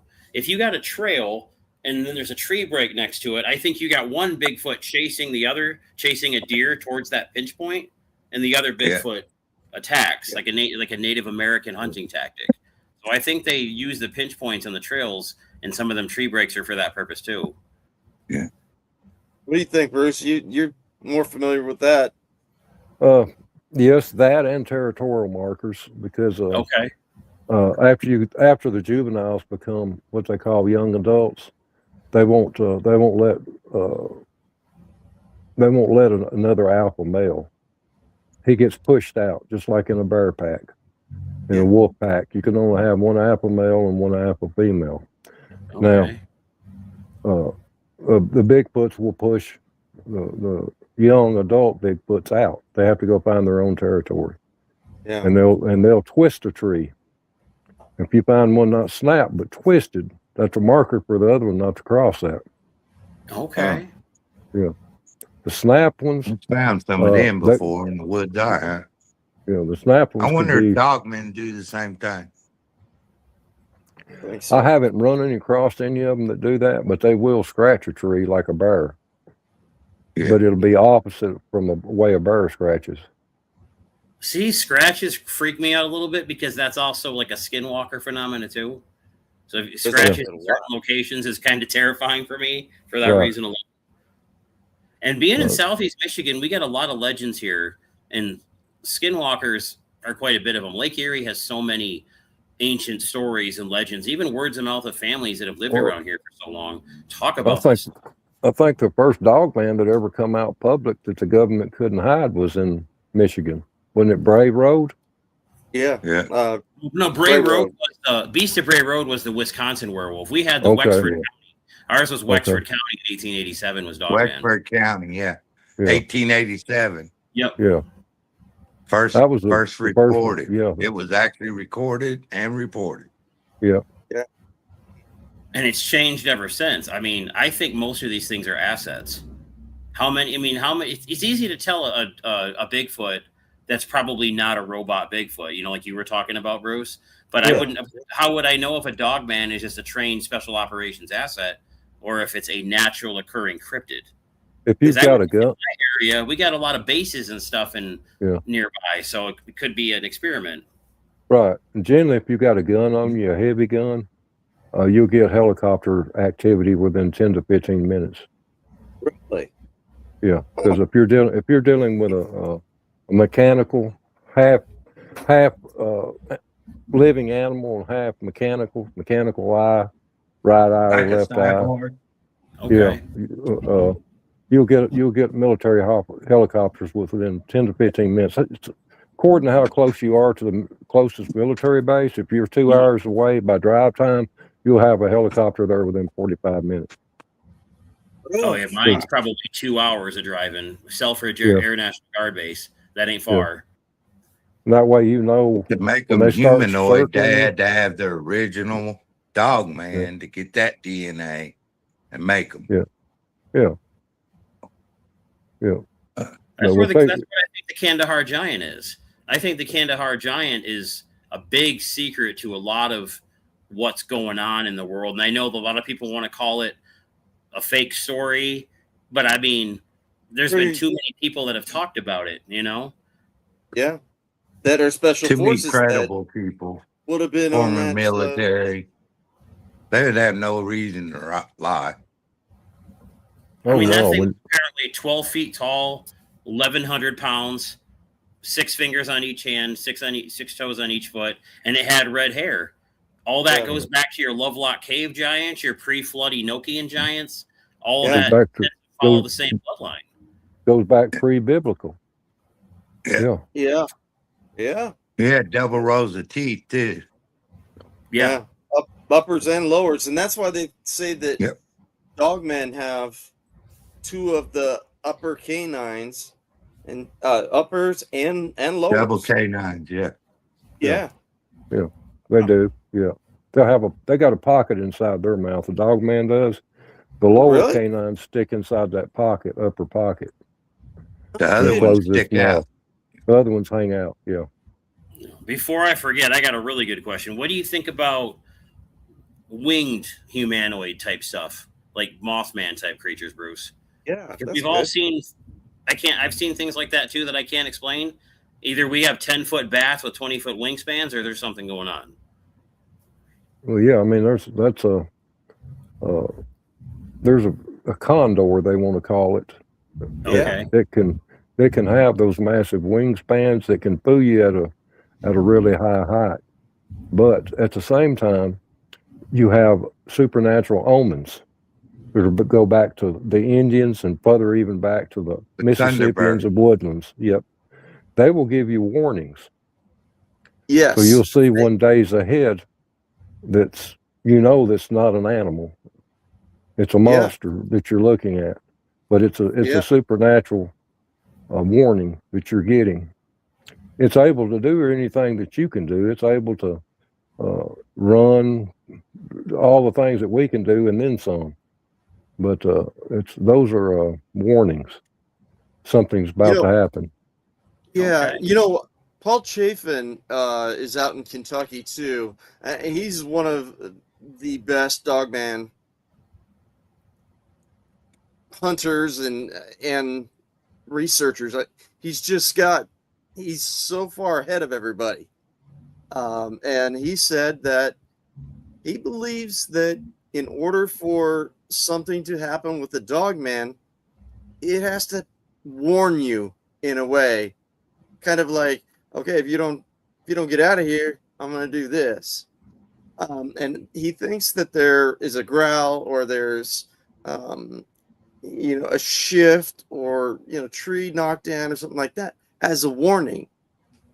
Kind of like I was thinking it maybe towards the Lord. Hey, you're here, I can't do anything about it, but if you're going to hurt somebody or whatnot, you must give them a warning first. And Bigfoots will do that. If you're out in the woods and they don't want you out there, they'll give you like a 4 or 5 step warning system. And after that, you don't listen, that's on you. But it starts with growls, rough charges, pushing trees over, all that kind of stuff. Yeah, I mean, one I called in one night that actually run us down the road. When he come down, he gave us a great warning, probably a good 2.5 minute warning, because he come down off of a mountain that was a slate rock bluff, and the treetops, breaking the treetops out, and he was pulling down tree limbs bigger than your leg. So when he hit the ground, and from the top of that mountain all the way down to that field to running behind our truck, he was screaming and carrying on the whole time. Yeah. So you do get warnings. Now, how fast can you run? I mean, when there's plans and paths, they have rules they have to follow. Yeah. And it would be the same in the Bible too, that you have to do this before you do something else. A lot of warnings I've heard of in the Bible. And what about werewolves? I mean, clearly werewolves and dogmen are 2 different things, I would think. Werewolves are fake. Werewolves, I think werewolf would be like, in my opinion, King Nebuchadnezzar would have been your first werewolf. When God sentenced him to be a beast of the field for 7 years, I think that was a werewolf type situation. I think people talk about shapeshifters. That's werewolf type. Yeah. Okay. Yeah.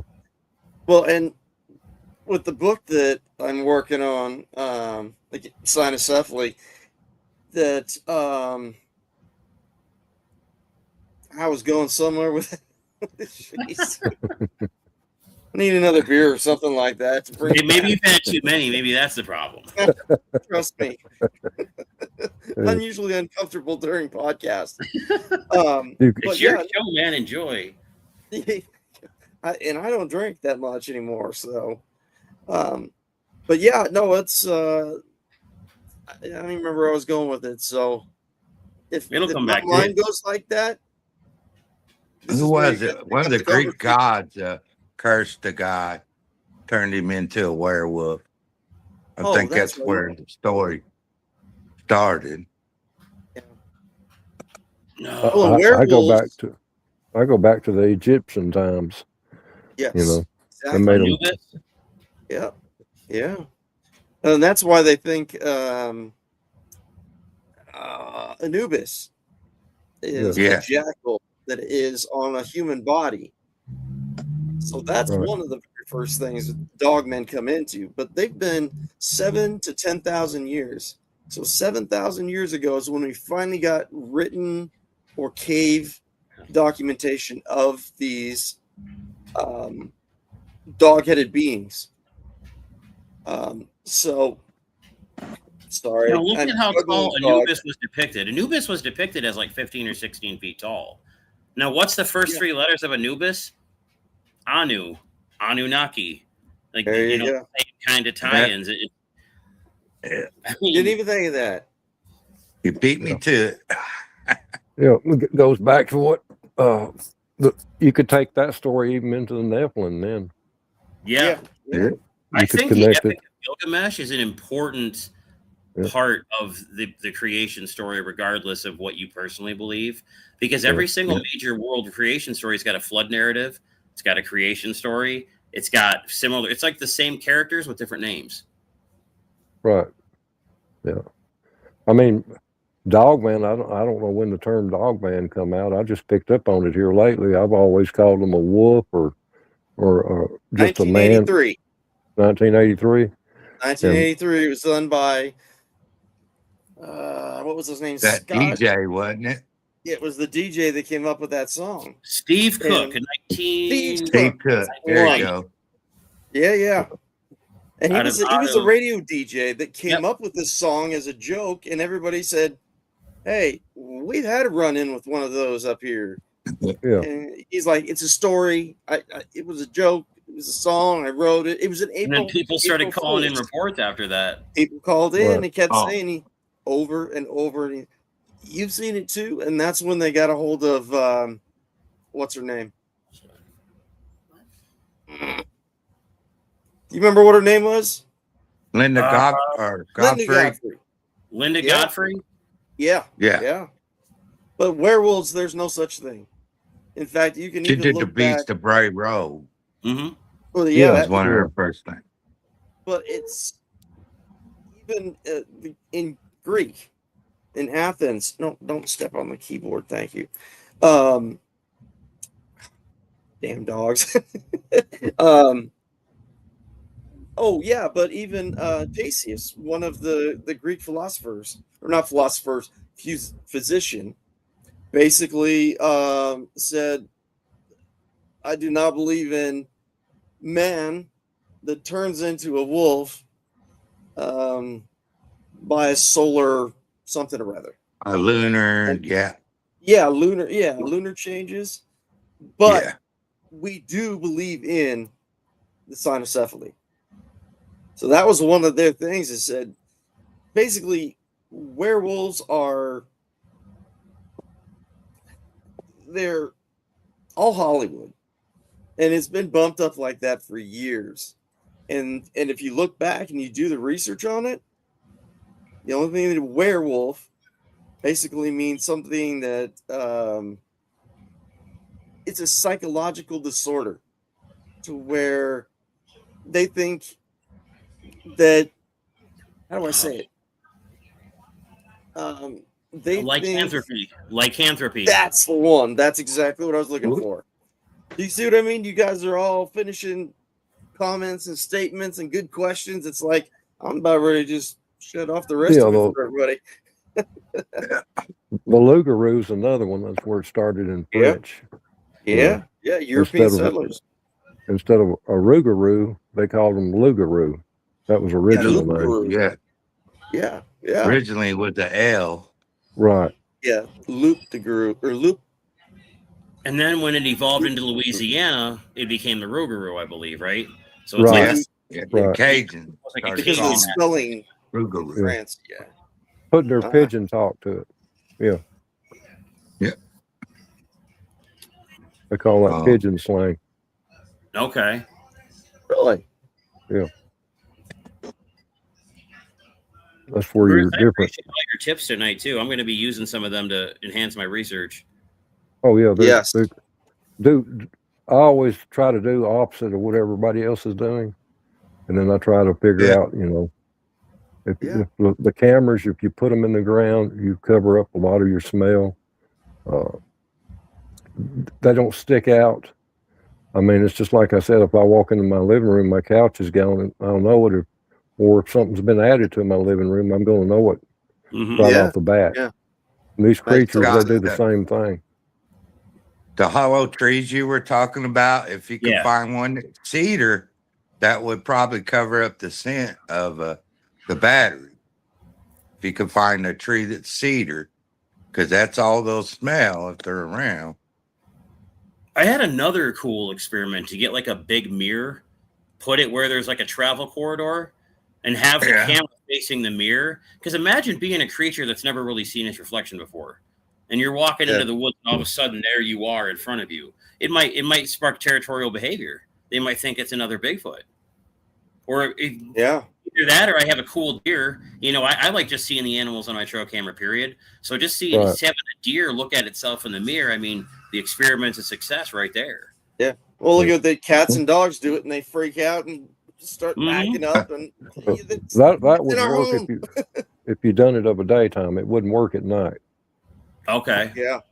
The IR would put out a spotlight image, would hit the mirror and then reflect off, so everything around would see it.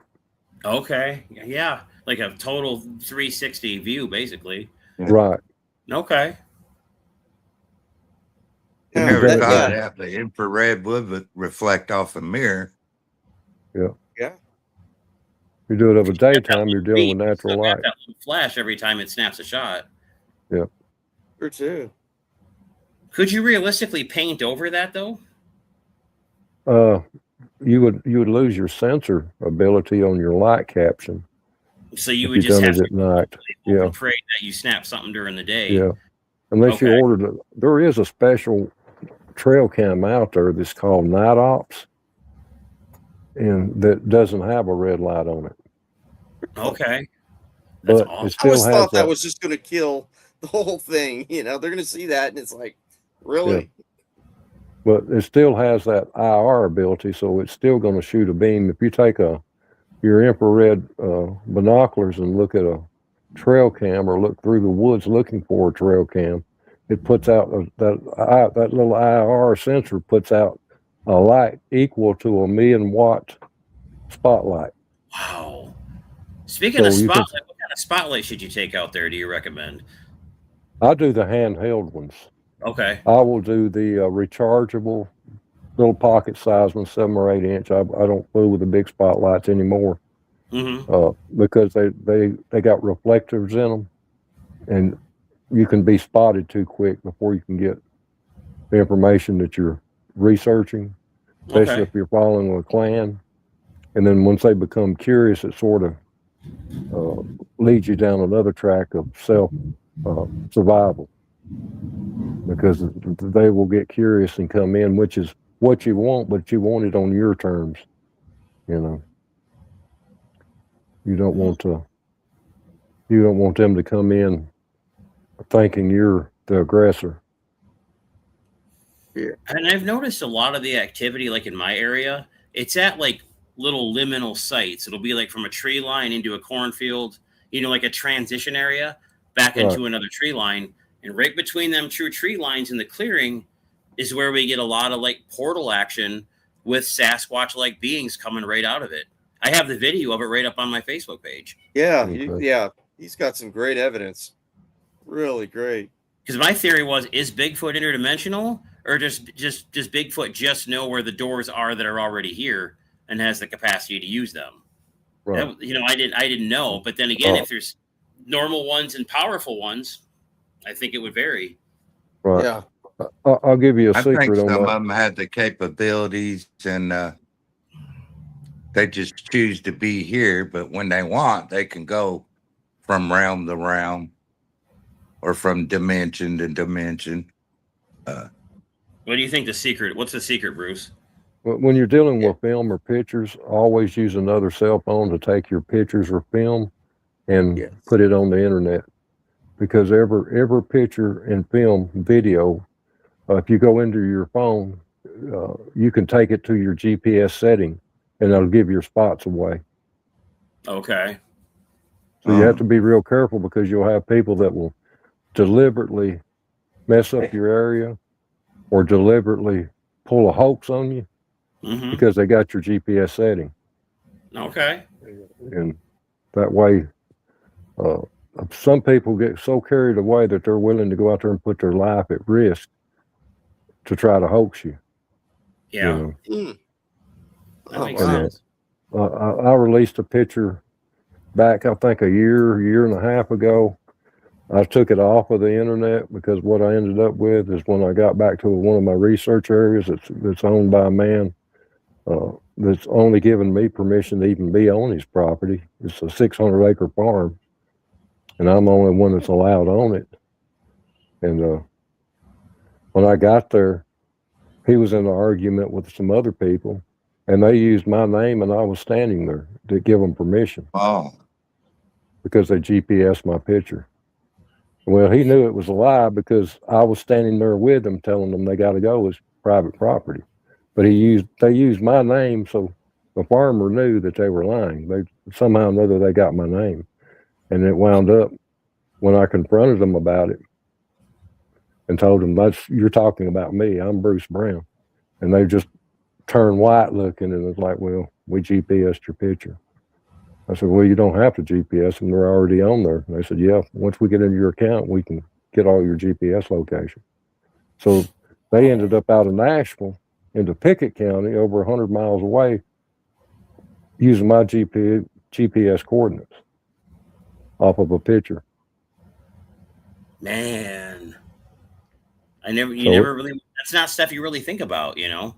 Right. You have to cover yourself because of, if people go in there that you don't know about and you're dealing with a clan and they piss this clan off, you're going to walk into a bad spot real quick. You can get hurt or killed, you know, even though they know you. I can take somebody with me to a spot. They may come out in a couple of days. They may come out in a couple of weeks, and they may not show themselves again for another year. So you have to be real careful. Do they approve of people through you? You think, like, if you got somebody out there, they must be good like you are, or did they got to see for them? After a few days, yeah. I took a buddy of mine with me. He'd never seen a Bigfoot, and I took him to see the medicine woman. She's a Bigfoot that had her hair braided, and she had mussel shells and snail shells out of the creek braided into her hair. That is so cool. So we go every day for 2 weeks. I know they're there, the tracks. I'm seeing everything. I'm getting the chatter. I'm getting everything, and it takes 2 weeks. And I finally tell this guy, I said, I'll tell you what, you stay back about 50 yards. When we got into the creek, I said, you stay back about 50 yards, see if I can get one of them to at least step out. Well, I ended up with all 8 of them stepping out. Well, as soon as he seen it, he turned around and run. I didn't know that because I was facing them. And I had my encounter with them for a good 45 to 50 minutes. When I got done and turned around to walk back to where he was supposed to be at, he was gone. So here I'm going through the woods calling his name, knowing he's run off. But when I get back to the truck, he's already at the truck with the doors locked. And I was like, well, we're gonna come back tomorrow, and I'll have you get in the same place and run the camera for me. He said, if you come back tomorrow, you're coming by yourself. He said, all I'm gonna do is see one. And he sold his hunting guns, his bow, his crossbow. He sold everything. He won't even hunt anymore. Would you have any tips to lure him out? Yeah. I know the leapfrog tactic works, but I'm always looking for new things, you know? Talking out loud.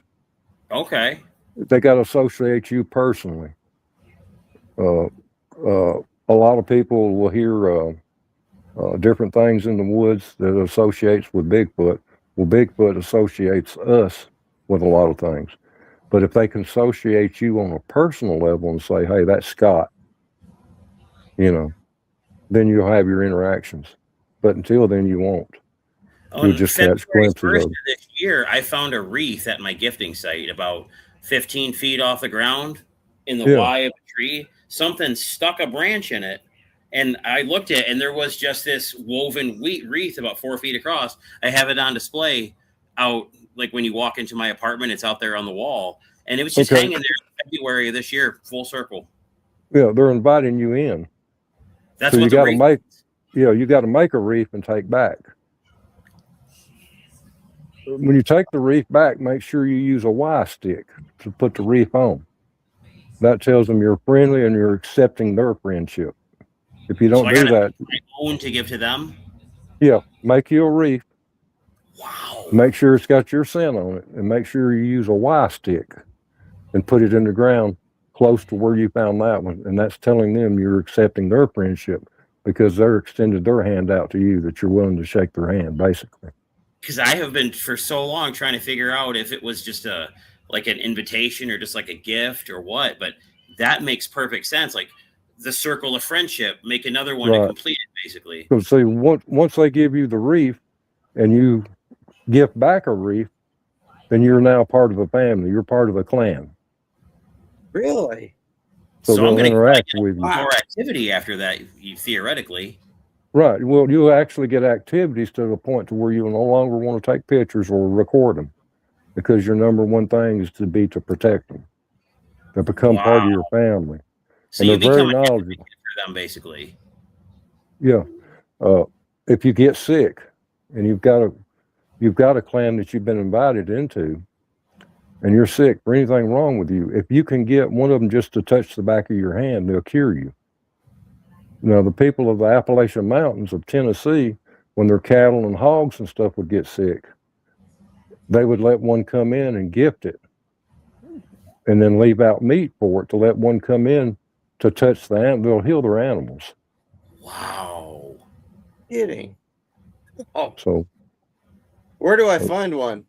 Don't have to have neck and back surgery. And the crazy thing is too, Bruce, about 3 or 4 months after that, my buddy, he was gifting marbles like in his own little spot. They would only take the green ones. That's your juveniles. So they'd leave the yellow and the reds behind. They only take the green ones. A couple months later, there was a small wreath left in that spot for him about this big. Yeah. And that just above where he would gift the marbles. So he has his own too. Right. That's so you gotta mimic what they do, because they're mimicking you. Yeah. I hope they don't expect perfection, because I'm not real good at weaving. No, I mean, as long as you can just half braid it, just take some vines and roll them just like you'd make a wreath for autumn or something to hang on your door. Nothing fancy. Put it on a Y stick. Out here that the vines hang off of, and that's what they're using to make them wreaths with. Yeah, take your machete and cut you one, and then roll it up the best you can. Your scent's on it, so when you take it back to that location, cut you a Y stick to stick in the ground and to hang the wreath on, and that says your friendship, right? Right. Y stick. The Y stick means family. Okay. And since they extended family to you, you got to extend it back. If you don't, your interactions will go away. Here you go. Take this one. That's our awesome. little gift to them. Yeah, that's pretty cool. I'm going to do that tomorrow, actually, because it's going to be a beautiful day here tomorrow. Might as well go out there and do it. Yeah. Does it got to be a certain size? Like, should it match the size that I got, or is it more about the thought? No, just make what you can. As long as it's got your scent in it, it's a wreath and it's on the Y stick. They put it in the forked branch of a tree for you. Yeah, to invite you in. 15 feet up. Yeah. So right there close to that tree, put you a Y stick in the ground and hang that wreath on it. Okay. And that's all you got to do. That's amazing. But be prepared, because for every action, there's a reaction. Yeah. So if one steps out 3 feet from you, don't freak out. No. Just stay That's what I've been praying 30 years for right there. Yeah. That's awesome. Thank you for helping me with that. Yeah. Yeah, that is cool. Because I've been researching, like, what could being gifted a wreath by Sasquatch possibly mean? Is it like a circle of life thing? The circle of friendship. It all makes sense now. I'm going to do that tomorrow. Yeah. To them, it's family. The wreath is family. Just that the is Y. Amazing. If they had just left you a Y stick at your gifting spot, then they're accepting you into their woods. In other words, into their home. So you're starting the relationship more or less with that stuff. When they leave you a wreath in a forked tree, meaning a Y, then they're asking you to come into their family. And you got to respond to let them know that you're going to accept them as family with a wreath and a Y stick. Wow. That is so cool. That I'm kind of speechless to think that, because that's one of them things that's like, 4 years of researching this site pretty heavily, and we're at a point now where like the hand of, friendship and family has been extended. So I need to leave an apology letter for taking so long to make one. Well, yeah. I mean, it's once you do that, it's you'll be good. Awesome. They'll step out on you, but be prepared. Don't let yourself get shocked like my buddy did. No. Because it's a life altering thing. Because I've noticed they've gotten more comfortable with us. You'll see them like run across a trail like that, or you'll see kind of Bob like this, like by a log and kind of like peek at you. Yeah. Like they're getting more curious, but now when we put that wreath out there, that's going to completely change the game. Yep. Can y'all still see me good? Yep. Okay. Yeah. My battery light come on my phone, so I don't know how long I got. Probably another 15 minutes. Yeah. The screen's going down. My laptop came on too. Suggestion. I got mine plugged up, so yeah. That is awesome. I'm gonna do that tomorrow. Like, how soon after I put one out there should I stay after I hang it, or like go away for the day and come back later? No, just do the same way they did. Just leave it where you can find it. Okay. You'll leave yours where they can find it. Okay. And then come back just whenever you feel like it. You may not have your interactions right off, but you will get signals if you're paying attention. It might be calls. It could be more Y sticks, or if you're dealing with an exceptional family called Xanus, then you'll see more X's, and then it'll work up to where you're going to have a close encounter. It's going to be real close, because it's probably going to be a female. So it's one of them things. It's like you wanted to you're knocking on the door to prepare for it to open. Right. The females are generally my whole life. My Bigfoot journey started when I was 6, and before I even knew what it was, I was over here looking at the paranormal shelf when the other kids are reading Garfield. You know what I mean? Right. And from there on, it just pulled me in. And then when I had my first encounter, the rabbit hole just expands. Yeah. Yeah, I had my first encounter at 8 years old, and that was 56 years ago. Wow. And I just nothing's changed? No, I just now come out public with it. Yeah. Yeah. I have more interactions because of knowing what they mean. Once you learn what they mean and understand it, then you'll have your interactions to where you no longer want to prove it to anybody. You just want to have those interactions. Relationship type. Right. They become like best friends to you. You go for peace and quiet, you can get it. And plus you can have an interaction that if you get in a bad spot or something, they'll get you out of it. Yeah. Yeah. I feel like there's times that he and my buddy, have been out there, and there was more than just Bigfoot out there. And I feel like the Bigfoot kind of escorted us out, kind of kept whatever else was out there at bay. Because it wasn't like we were being rushed, but it was like we were being paralleled and escorted by something we couldn't see. That was just like, all right, come with me. You can't be here right now. This is what's going on. Yeah. So this wreath, oh man, I'm going to be excited to walk out there like the next day or something, and it's just going to be gone. You know what I mean? That's going to be... Well, that's what you want to happen, but if it doesn't happen right off the bat, don't sweat it. If it stays for a week or two, go ahead and build a gathering center, like a teepee, and leave there too. Okay. And then when you gift inside of it. That way they'll come in and gift, and then they'll get more comfortable with you.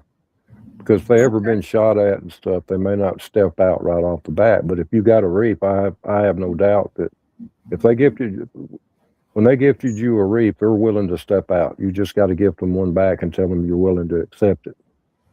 And the thing is, when I saw that wreath, it's in a known thoroughfare that we, that we always hike through there.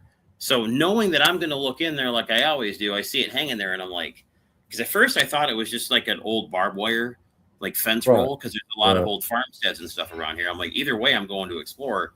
And when I get to it, I'm like, I cannot believe my eyes right now. he actually has the reaction video of me walking out to it to take it off the tree.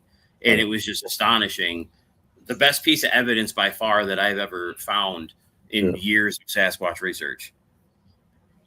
Yeah. Cool. That's so cool. And you know what? It's right by a trail. If you cut through one trail, there's where the wreath was, and then there's another main trail. Like, it's like knowing that we go there, they chose to put it in an obvious spot, but only obvious to us, you know? Right. Not obvious to anybody else. Anybody else is going to walk right by it and not even care. Yeah, if they did see it, they'd think somebody else put it up there. Yeah. Like, oh, there's somebody out. And I'm like, how many people do you know when it's minus 18 or weaving breeze in the middle of the Michigan? Right. You know, that right there was okay, what are the chances? And we had fresh snow, so I couldn't see any tracks. It was so, you know, there might have been some old impressions or something there, but that wasn't the important thing. You got to look at your trees around you and keep in mind they may have traveled the last 50 or 100 yards by tree. Man. To gift that. I feel like a little kid. I'm like, I needed to get tomorrow so I was thinking to go make my wreath to hang out there. Exactly. How cool. Yep. That's exciting. That's super exciting.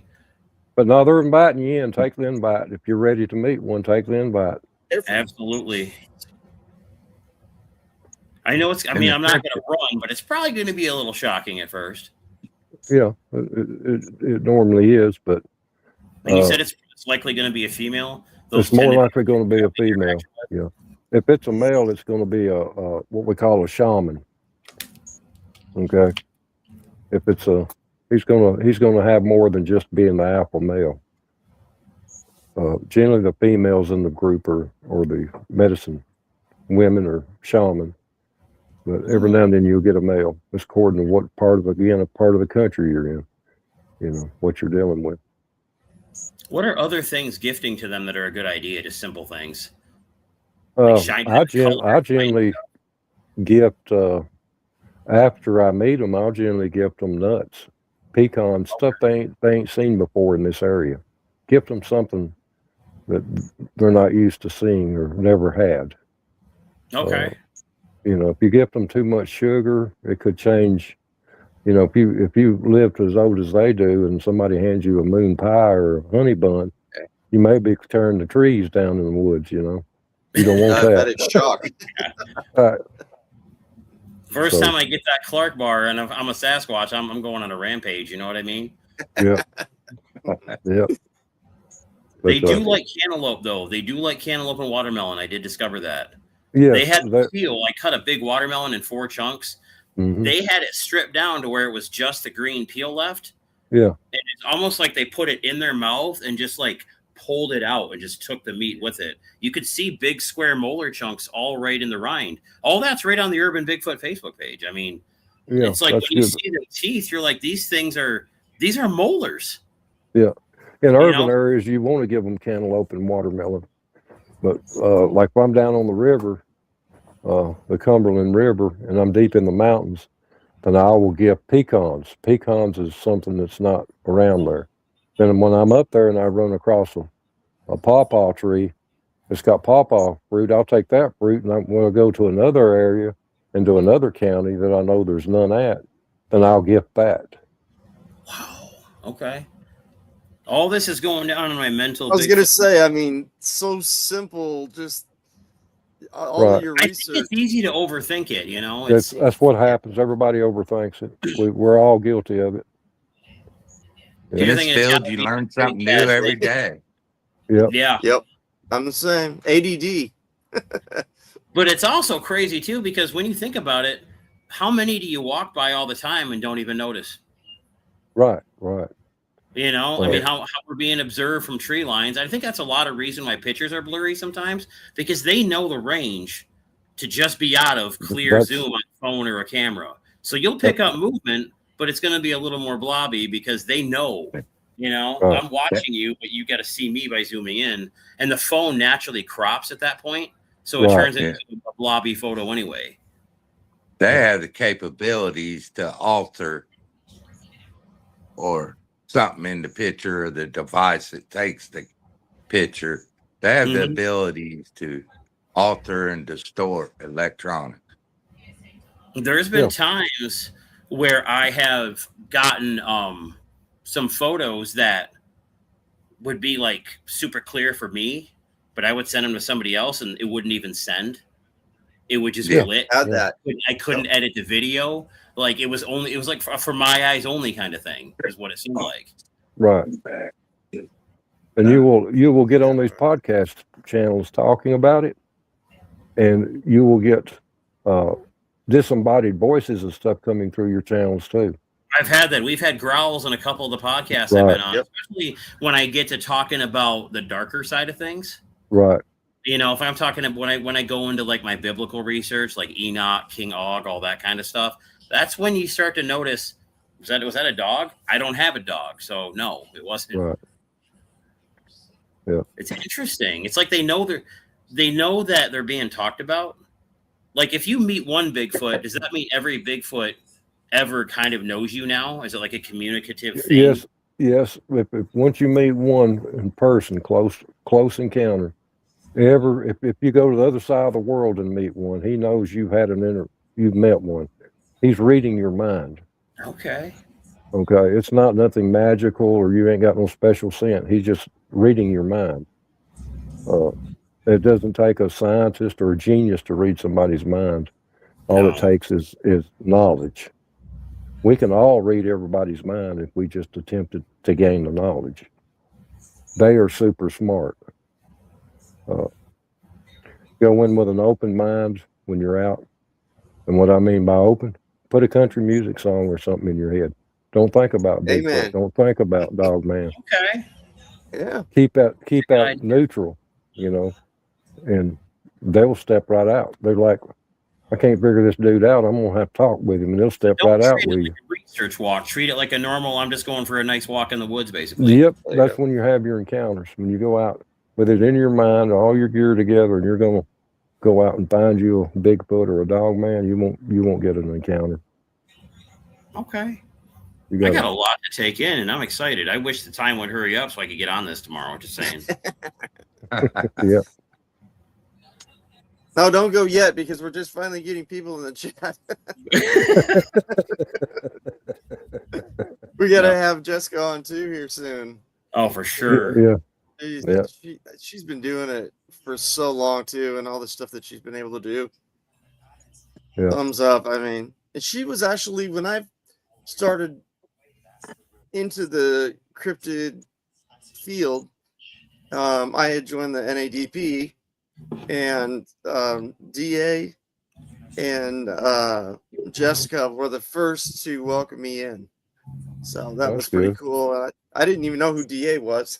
So looked it up, and they welcomed me in. So, and that's another good thing about this cryptid community is just they're either so apart or they're just, it's an honor to listen to. So it's really cool. Really cool to see. One of my favorite things is all the different types, because there's like 5 general. You have the patty type and all that, but like based on your belief system and what they are, it kind of changes. There's like even spiritual categories of Bigfoot. Like the buckwasp, like things like that. Like the buckwasp, a water-based type of spirit, like a Bigfoot, but it looks like a Bigfoot. Right. And then with the stone, what is it? The stone giants, the Janasqua, the ones that roll in honey and put the armor on. Yeah, that's right. Yeah, that's pretty cool. They're literally following like ancient native customs and tribal things. Right. Did they teach Native Americans, or did the Native Americans teach them? The teepee structure. I would say they taught the Native Americans a lot about surviving, because there's too much about them that's identical to the natives. And that makes sense. Yeah. You got structured Cherokees. They lived in lodges, not teepees. Yep. Bigfoot lives in lodges around here, not teepees. So I tend to think that the Bigfoot taught the Indians, the Cherokee. So Bigfoot kind of based on the area that they're in, that would dictate how they would make their structures and how a lot of their behavior and stuff would reflect. Right. You get out to the west into the desert, then you have Pueblo homes. made out of mud. So then you would get into, well, how did they do that? But they're not finding any Bigfoot ones. Well, I think Bigfoot taught them how to do that. Because it's an interaction. There's an interaction there, and the Indians accepted them. They had warred with them just like they had warred with other tribes. But then there's also peace times. There's more peace than there is war. More getting along and coexisting than there is war. Well, because there was that Bigfoot War of 1855, wasn't there? Yeah. Where natives fought a lot of them Bigfoots. And right. Yeah. And that's kind of when they kind of broke off yeah. trade and stuff with them. That's when I think that's the one thing that just kind of topped it all, and they said, we're out of here, and just become more and more elusive. Well, they each, from each side, was stealing from each other. Bigfoot were taking women. Indians were taking stuff from Bigfoot. So what happens? You get into a war. Yeah, Indian Bigfoot wars. Yeah. Yeah. So, it's just arguments that go back and forth over time. We do it. All of us do it. We'd be talking to a neighbor good for 2 years, and then for 1 month, we ain't got no use for them. We all do it. It's just a psyche thing, psychological. Mm-hmm.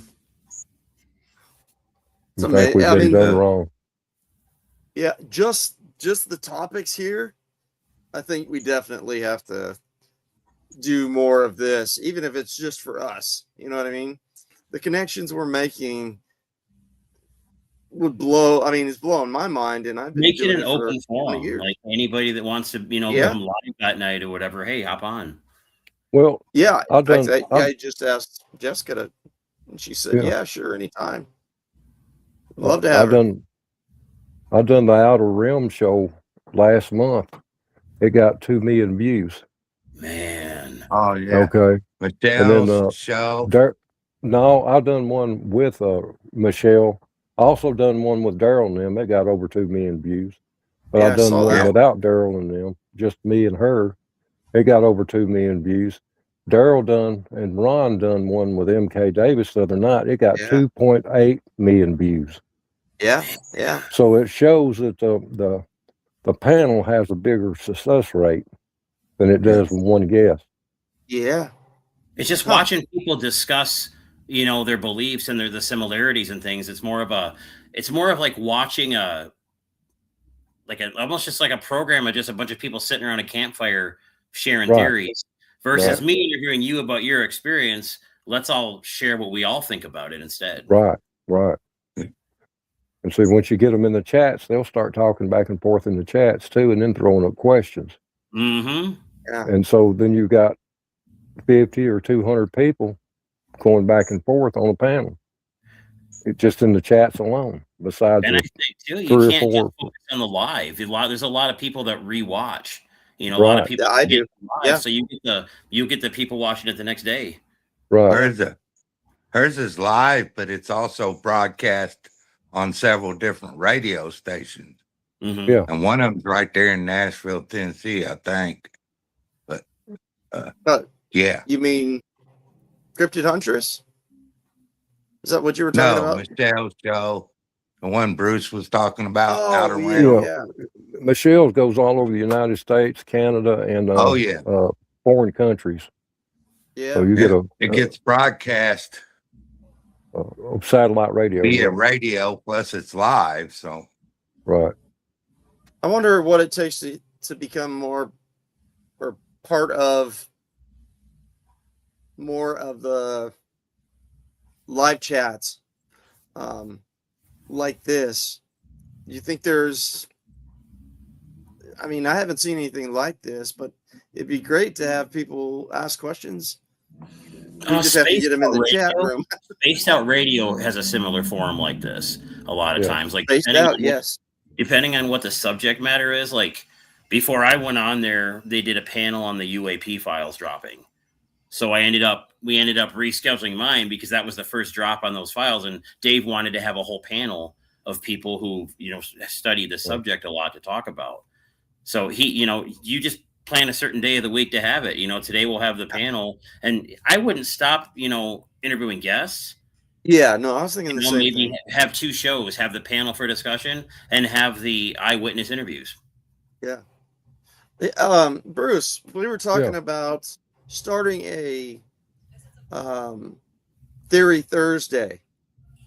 You start out with a theory, then you get other people's opinions of it or understanding of it, and see if it would work from there. Do you think something like that would work?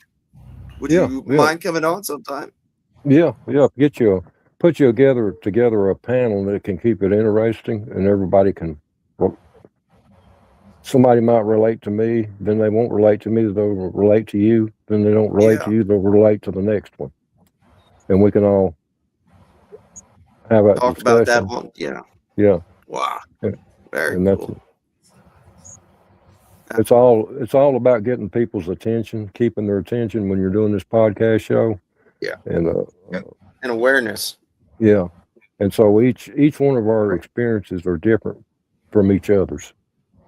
Yeah. So we're giving instead of a page of knowledge away, we're giving an encyclopedia each time a way of knowledge. So it's worth them for them to come on and listen. Yeah. Incredible. Absolutely. Yeah.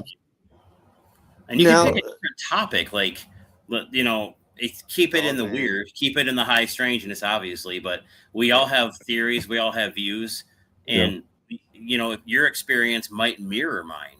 Wait, that happened to you too? Having sticks thrown at you in a calculated way to where it could have hit you, but they knew exactly how hard to throw it, where to throw it from, all that kind of stuff. Yeah, so we can relate then, and then we can all learn something. Because I'm still learning too, Oh, but there's no experts in this field, that's for sure. I didn't know that the ones that had braided hair were shamans and medicine women until I was told by the Indians. I didn't know that. I just learned that tonight by you, so about 30 minutes ago. Me too. So if I drop out on y'all, my battery's going dead. No worries. I totally understand. Man. We appreciate you. Thank you for all your help and with all the tips and stuff. Yes. Nice seeing you, Bruce. Always nice seeing you. Yeah, I'll stay on here till I drop off.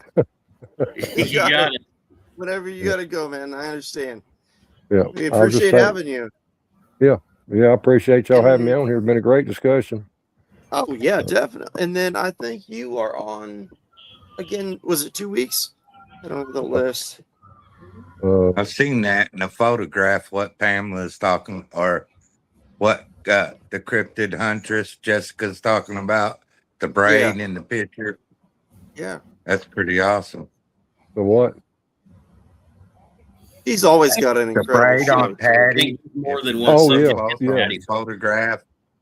Patty's you can see the braid. Patty's a shaman. Oh, yeah. Yeah, she's a shaman. She was headed being more than one specimen in the Patty film. Yeah, there's a total of 9 in that film. Yeah, that's right. I heard 7, 9, yeah. They were headed to the Twin Mountains. And since Patty's a shaman, she could deal with the people better than the rest of them could. She looked like, there was some sort of talk of a massacre or something going on that day. Yeah. Like an extermination operation going on, and Patty was one of the ones that got away, which would show her urgency walking across that peak or something along those lines. Or is that just like mixing stuff to people mixing ideas together? Well, her name there was a massacre. There was a massacre, but it's sort of hard to infuse for people to infuse. They didn't come out and say what it was about. Okay. What it was about was getting them big trees. And when they got to that place where Patty's film was took, that's where the forestry line stopped. They couldn't log any more trees until they got rid of these Bigfoot. So it's always the logging industry interfering with the Bigfoot population. Right. Well, the Bigfoot was tearing up their equipment and stuff. They were before Bob got Bob Gimlin or Patterson and all of them up there to do this investigation. Was all the equipment that was torn up from the logging in the big tracks that all these other 75 or 100 loggers witnessed. That's in a book I read somewhere. I can't remember. A lot of that stuff gets left out to make you think, well, was it hoaxed or not? And if you had the whole story, you would know it wasn't hoaxed. If you had the whole story about the film, the film couldn't be altered. If you had the whole story about the costume, we didn't have that technology back then. The Planet of the Apes is the best we had, and it didn't even come close to the Patty film. It didn't come out till 4 years later. Her right thigh, where the hair is worn down from the hand. Yeah.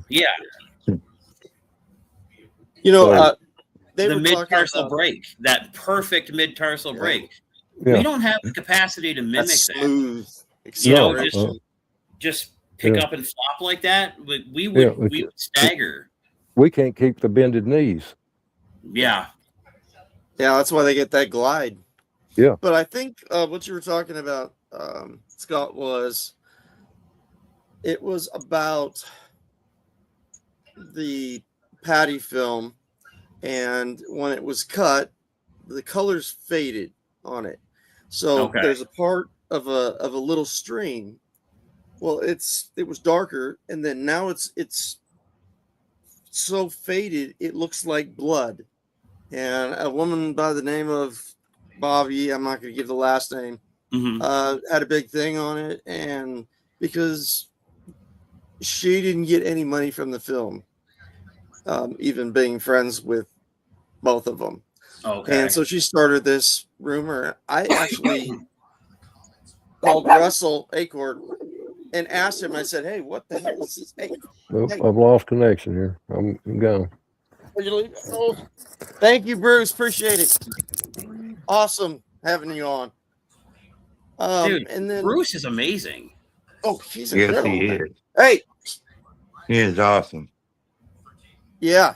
No, and that's why he has to be on again. I finally got the answer to my wreath question I've had since February. Like, looking it up, like Bigfoot and weaving and having opposable thumbs and stuff, they're obviously gifted. Braid their hair. There's even them having primitive clothing encounters and stuff like that. Use of fire even in some cases. Do you think that and you too, Jessica, do you think that they are more intelligent than we are, the same, less? I think it depends on the type of Bigfoot. Good point. I think if you have an early Bigfoot, they might be a bit more primitive, especially if we follow Bruce's belief, the land bridge theory, that the first Bigfoots were from the land bridge. I would think those ones would be less developed. That would be more along like a Neanderthal kind of line, I would think. Yeah. Me and Larry, we were studying. I came across. What was it, Larry? That I guess it was the redheaded giants, of Kandahar, and I wondered how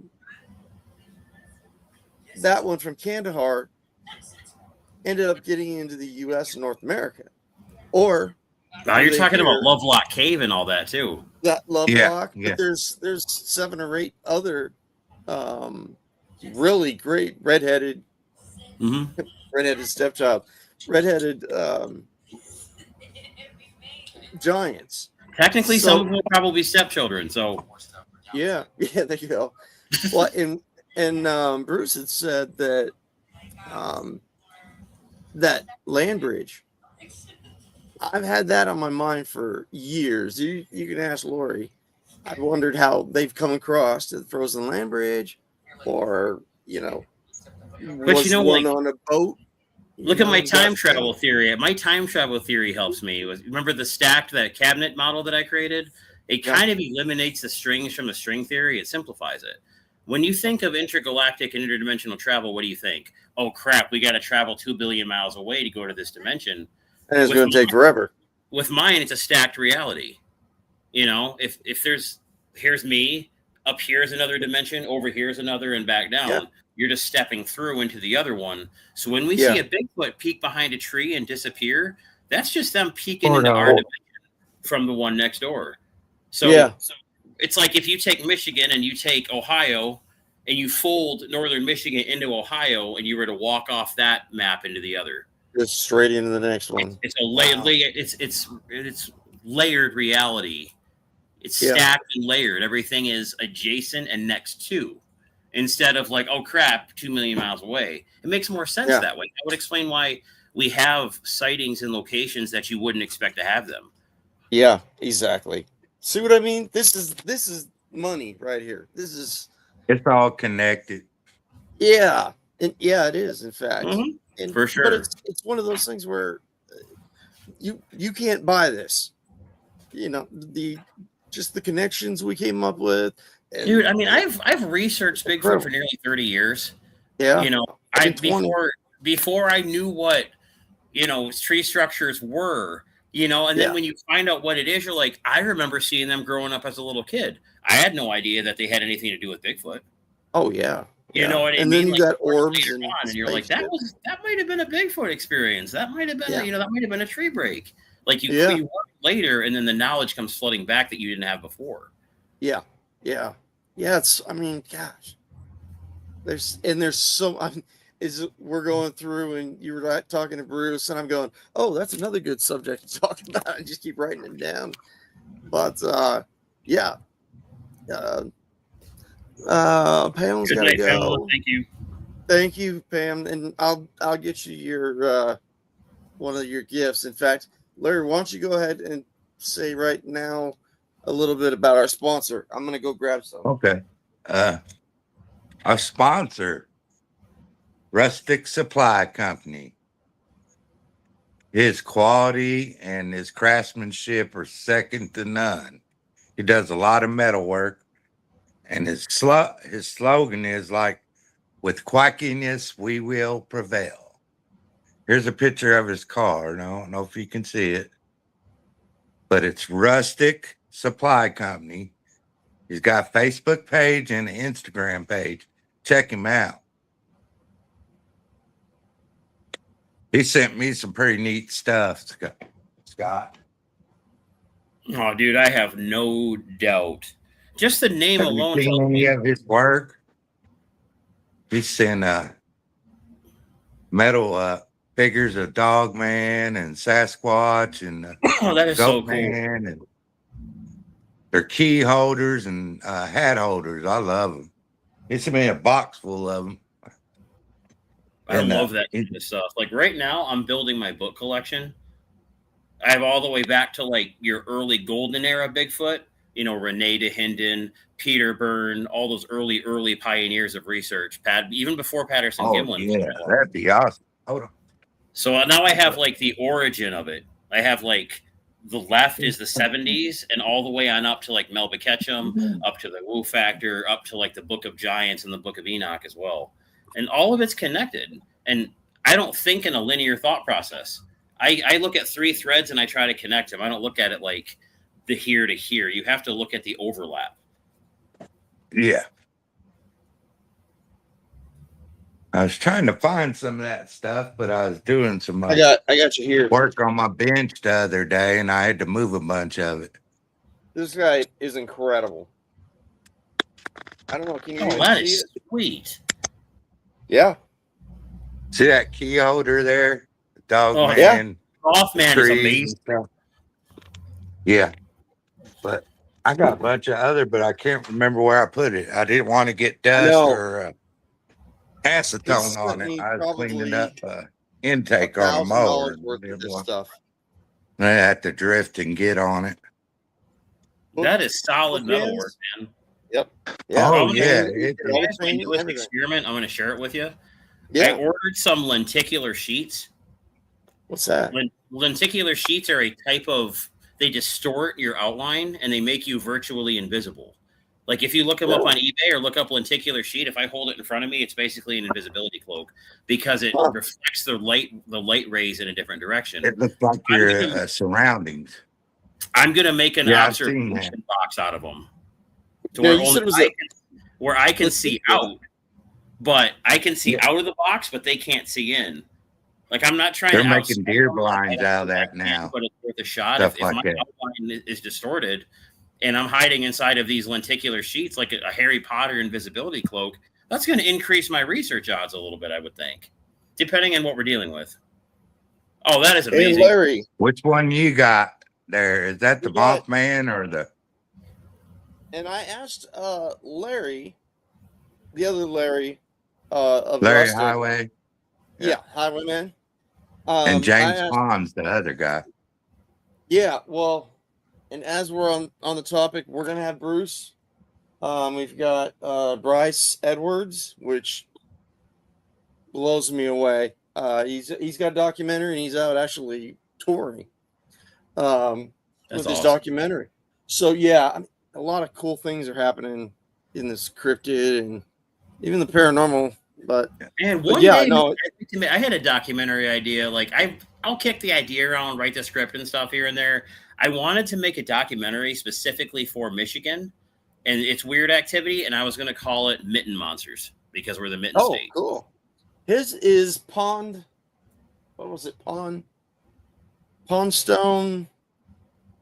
But it's his parents' property, huge farm, and he was out on one of the back fields and looked over, and they saw this Bigfoot picking something up and throwing it behind, and then he had stopped and turned around and looked at him and just went back to doing the same thing. What was it? Pound? Hey, Scott, you need to reach out to Brian Owens sometime and check out some of the pictures that guy's got. Yeah. Oh, for sure. Some of his He might be on my Facebook. I'm not sure. He might already. EOA is the name of his group. Okay. Oh, it'll blow your mind. You see some of the stuff he's got. Yeah. Oh my gosh. Yeah. Take a look. His is just incredible. And then I've got a guy that is actually a researcher out here, San Bernardino Mountains. He's the first guy that I've seen that is out here doing this, and he is where's on my list? It is where'd he go? Oh, Brandon Bronzini. And I was watching his podcast, or basically, I guess it's a short documentary, and he knows tree structures and stuff like that, like you wouldn't believe. I mean, I'm watching him go, oh, well, they could have had this here. This might be them. And he just kept going down the mountain. I'm just going, holy crap, this guy knows a lot about this stuff, Then we've got, we're going to have Trenton Battle back on, which is another research. Cool. What's that? Check out this one, guys. Oh, yeah. Oh, that's cool. He asked me about some other cryptids in Kentucky. I said the Pope Lick monster is like a goat man, and he made this up and sent it to me. We have one of those. And here's your favorite guy, Scott. That's my dude. Oh, that's my dude. Yeah, I was trying to get him to come on, but I didn't get a call back. But he'll be on. Isn't that cool? That's so cool. I would like to know to spray paint on the paper, so you have the spray paint, and then you can make. Yeah. Good thinking. Yeah, because then you can just continue. And then we're also gonna have what was his name? Who else did you say? Oh, dude! We need to have William Neidhart on again. Reach out to Brian Sawyer, Bigfoots of America and Bigfoots of Michigan. Sawyer. He's a great one to have on your show too. Brian, he's a very, very good friend of mine. He's very, go check out his page, dude. He's doing a lot right now for the big world. Super great guy. Name? Sawyer, Sawyer, and you can just look him up on my Facebook too. Just add him that way. Oh, founder, CEO, owner of Security. No, BRYAN SAW. That's fine. Right. You did didn't you? I did the same thing the first time. I got Daniel Hamilton lined up too. He said just shoot him a date from Cryptid podcast. Yeah. He said just shoot him a date and he'd be more than happy to come on also. Now I heard that he's sponsored too. Yeah, he's one of Rustic Company. They sponsor his shows too. He's had several Yeah, pretty he had good asked me. I'm like, encounters. yeah. Oh, I see. Oh, yeah. Here you go. Always friends with. That's the other people I want on is IDP, International Dogman Project. Yep. Yep. It's got Jay Fountain and all these names. Nick Valente. Oh, yep. Yeah, we're gonna. I've got a list of probably 150 names. I haven't gotten past the first 10, so I'm getting messages every day. I don't yeah. see what happens. Pond Creek Monster. That's the one, Bryce Edwards. It's pretty cool. Right now, What are you doing, Ohio little is man? trying to pick their cryptid. Like, Michigan has a dog man. Ohio would be the grass man, but they're also talking about making it the lizard man of Scape or Swamp, because that story happened back in Ohio too. I believe In Cincinnati. 2024, Scott, there were more dogman sightings in Ohio than there was the rest of the United States. Dogman? In 2024. Yep. Okay. In 2024. Yeah, 40,000. 40,000. Good Lord. Reports. You do realize that's not a natural occurring thing. Those sound engineered. Those sound that's like what I was saying. You don't suddenly have 40,000 bipedal canid sightings and call it a normal migration pattern. Yeah. Then the following year, Michigan had it, and then 2026, it's undecided yet. So far, there's been more in the Dakotas actually than anywhere else right now. I follow that daily. I look at the map and research encounters, and yeah, I figure that might blow you away if you knew Ohio led the most sightings of Dogman in like 2024. It was 40,000. 40,000, something like that. Bigfoot doesn't surprise me. Ohio Bigfoot, the grass man, that goes back long time. You know what I mean? Yeah. So that's 1800s. First episodes of Monster Quest I ever watched was the one about the Ohio grass man. Oh my God. Yeah. I'm gonna have Doug on here too. I'm gonna ask Doug Highcheck to come in and. Dude, I want to go on his show so bad. Untold Radio Network. Yeah, you might be able to. He's such a cool dude. They brought it back too. Monster Quest is back. New episodes. It's got Martin Groves in it. They did 5 or 6 episodes and then they stopped. Man. I don't know if they're making more or what. I'll ask him, see what's going on. Because the very first one had Martin Groves and a couple other people on there. Martin's such a good dude. That I know. Yeah, he's. I mean, he's a trooper. I talked to him lately and stuff. He's a trooper. Oh yeah. He was really, really sick, and prayer, man, prayer. I mean, that's the only medicine that nothing works unless God approves it. Yeah, and unfortunately, to have both him and Daryl as like good friends. And when I was at I had talked to Martin on the chat at one time for Messenger, and then I came up and introduced myself at Crypticon. Daniel, this and that. Oh, man, we talked for like an hour. He's such a good dude. Oh yeah. So his stories, gosh. Daryl's Bigfoot stories are astonishing. I talked to him today on Messenger for a little bit. Yeah, asked him how his dad was doing. Yeah, you get a chance to say a prayer for his dad.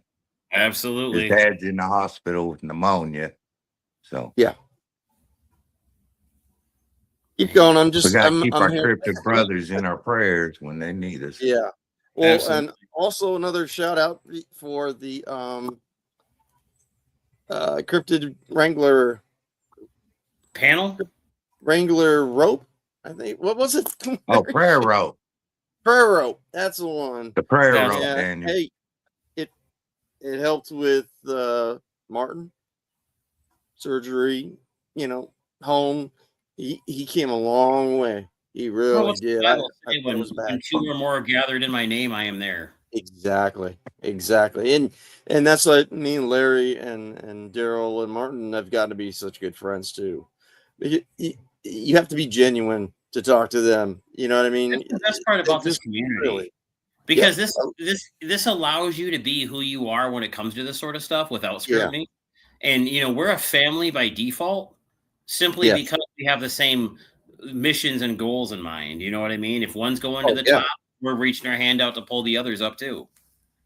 Exactly. Somebody asked me, "You're not a Bigfoot expert. Nobody's a Bigfoot expert. Nobody." This guy Brian or Brandon, maybe educators, but not experts. Yeah. We can't be an expert unless we have 100% scientific deduction as to what it is. Yeah. Now, I don't need science to prove it's real, but mainstream world needs science to prove that it's real. Yeah, the media and all that, mainstream world, your top scientists. Yeah. We don't. We already know. We've had the experiences. We've seen things that most people would crap their pants just even thinking about. Yeah, they won't realize it's real until it runs up and bites them on the ass. They don't know.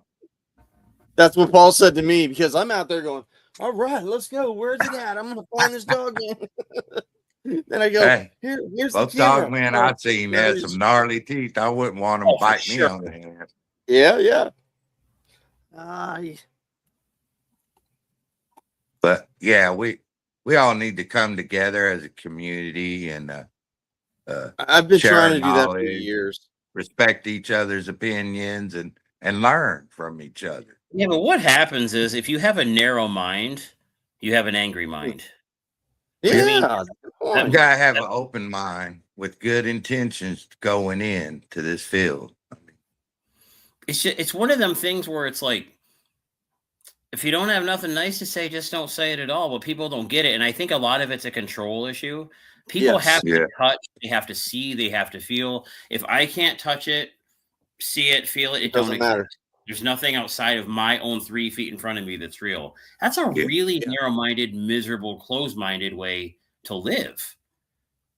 Like, why do you have to be jerks to everybody? Exactly. That, do believe in this stuff. And that's the thing. It's like, and here's my thing. And my argument with a lot of them, admittedly, the ego will get involved sometimes when you've had it. But usually I try to destroy them professionally. And I'll be like, I have more evidence here to support their existence than you do to support their lack thereof. And their existence. There you go. Have you been in the woods? No. Are you willing to go out? I'm in New York. Then shut the hell up. It's that easy. Exactly. Yeah, I had to say that a couple times on social media. And Larry does a hell of a job with the people too, man. I'm like, just get rid of him. Forget it. He's like, let's just give him a 3-day suspension. They don't get the algorithm likes engagement.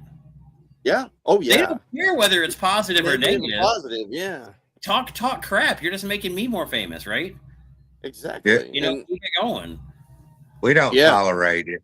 We've had people come in wanting to share their encounters with us, then start getting bashed right away. I don't even ask Daniel anymore. If they do that, they're out. They don't need to be there. There are there's bugaboos. There's certain lines you just take care of it. Well, and you also got to understand too that these people come to your group, they start crap, and you got people that want to learn. You got people that are going, oh, I want to learn, cryptids, and you got some idiot going, there's no such thing. And it's like, a couple bad apples, the whole bushel. Yeah. And so that's why I don't deal with it. And Larry's a lot calmer than I am. So, we probably have 35, 40,000 members if it wasn't for all the trolls. Mm-hmm. But like you said, it ain't about quantity, it's about quality. Exactly. And we got a good group of people now. I monitor the groups daily. But beforehand, you had to be in and out almost, several times a day, because you were getting notifications from members saying, hey, I said such and such, and then somebody started calling me a liar and yada, yada, yada. So I'd go in there and notifications, clean the mess up. Stop. But it almost runs itself now. I mean, me and Daniel check on it regularly, but they're all the 2 in the bad morning apples to are 7. gone. Is it just me, or does it seem to be times of year where they seem to be more troll filled than others? Christmas, the holidays. You're the lonely holidays. because you're not going home, or your wife left you for Christmas or whatever, so you're going to troll my Bigfoot page. Waiting for your self-improvement there, bud. Well, if they don't get approved, if they don't agree to the rules, you're watching Dr. Phil instead for some help. They don't answer the questions, they don't get approved. So, not to mention that it's set up after so long. If me and Daniel don't do nothing, the system automatically kicks them out. That's not too much to ask for. That's a sword too, unfortunately. To agree to our rules. That's the no BS approach, and I'm that way too. But on the other hand, if you make it public, you do get a lot more exposure. So it's kind of like once in a while, maybe make it public for like a day or two, and then shut it back to private again. Filter out the new 50 members over that course of a couple of days that you got, and if they're quality, keep them. If they're not, scrap them. But that way, you're not getting 2,000 filtering your requests. Exactly. Yeah. Oh, we got Tiger Lilies in. Hello. Yeah. We have a great.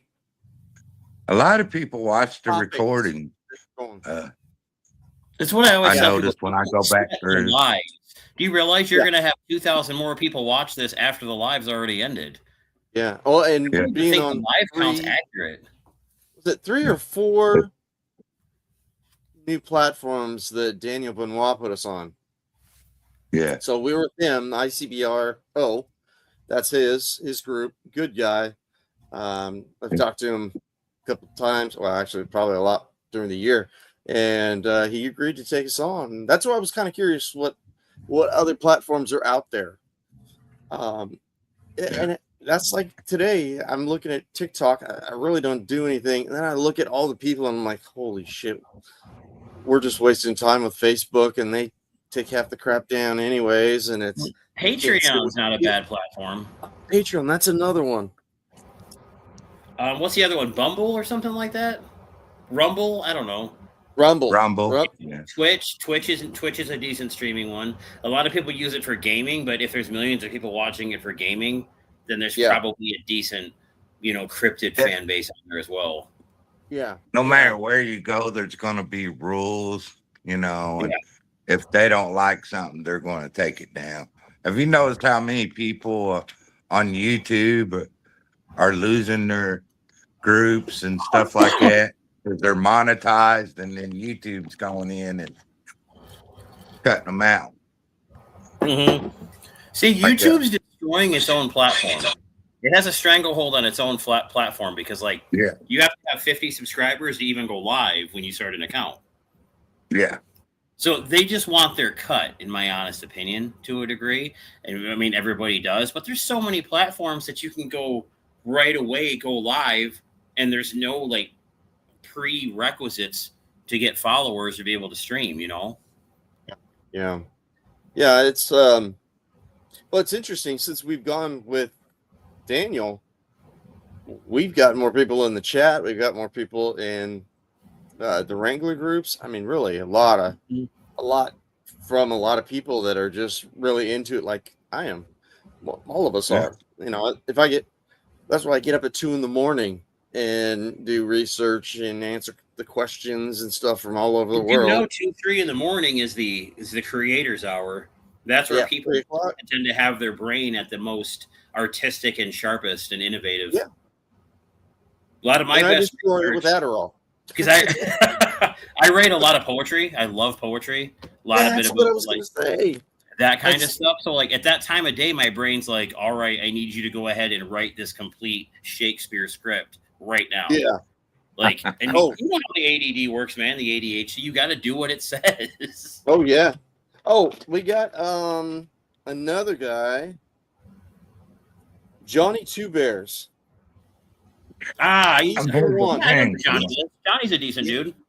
Oh yeah, he's the one that started doing the little experiments with the Sasquatch, and it just ramped up. And Have he's you ever got his had own Tom podcast. Seward on? You ever had Tom Seward on the show? Tom Seward, Sewid. Sounds familiar, but I don't think so. Seward? Tom, I believe, Tom is like a Native American. Like he's an elder, so he's got I believe he's an elder, wow. so he has that aspect of research, and he runs a page on Facebook called Sasquatch Island. Really? Yep, Tom's another good one. Tom's a good dude. He's been in a couple like Monster Quest style shows. You know, back when Encounters first really became big on paranormal TV shows before it just blew up and everybody and their grandma got one. You know. Yeah. And boulders, bro. What was it? Sasquatch Island? Sasquatch Island. Yep. Yeah, I've heard of that. Yeah, that's right. Yep. Tom Stewart, I believe he's an Alaskan tribal elder, so his Bigfoot are Alaskan based. Now I recognize it. That's true. Let's see. We got Tiger Lily. I think everybody else kind of ducked out, but so we got like 5 minutes. So, do you think this is a good idea to just keep? Mm-hmm. Here's the thing. We should just try something new too, man. Because check this out. Everybody and their grandma's doing the one at a time guest interview.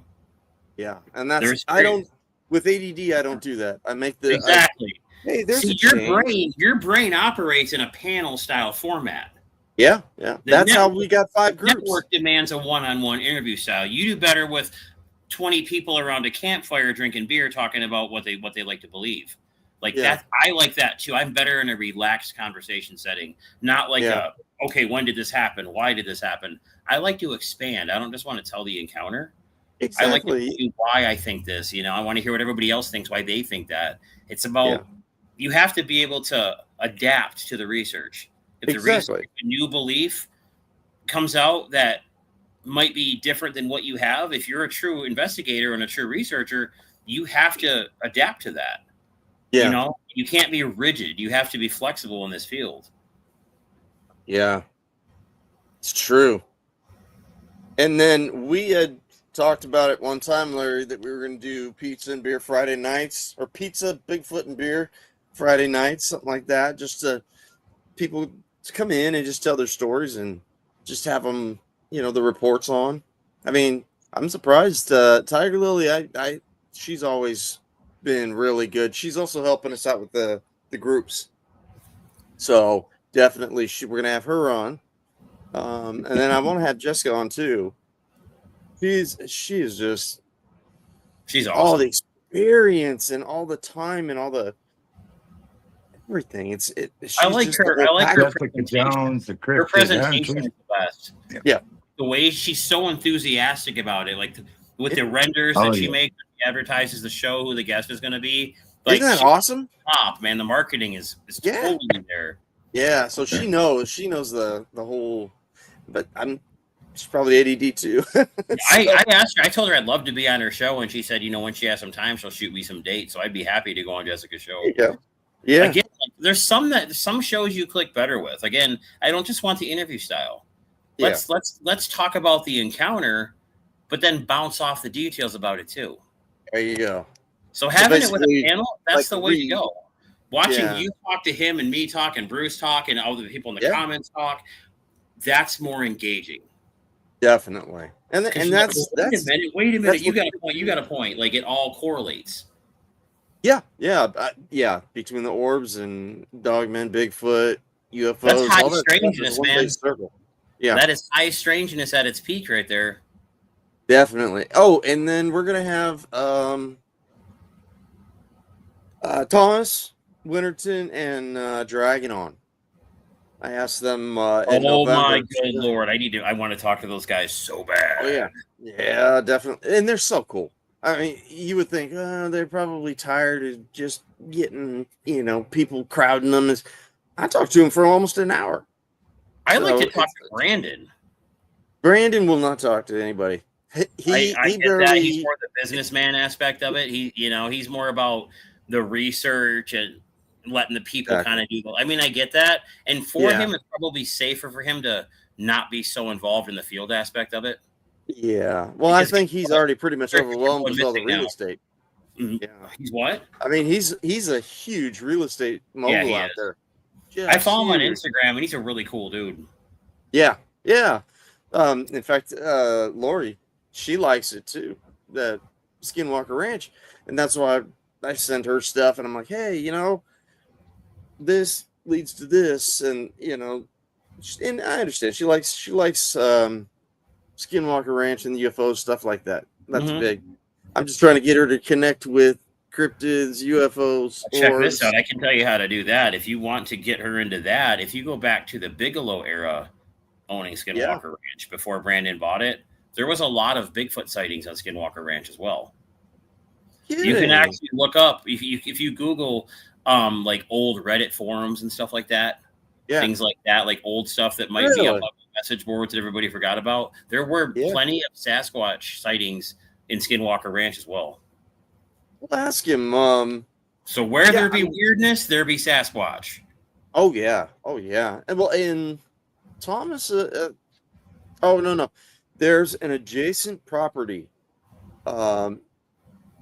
next to Skinwalker Ranch that is 3 or 4 times as crazy with cryptids and all this stuff. And a guy bought it because he was breaking in or going through the gate and sitting there waiting to try to get cryptids and stuff on camera.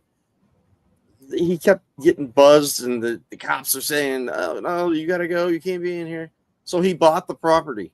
It's actually on Tony Merkel's show. He's talked to that guy. Yeah, the confessionals, dude. The confessionals is phenomenal.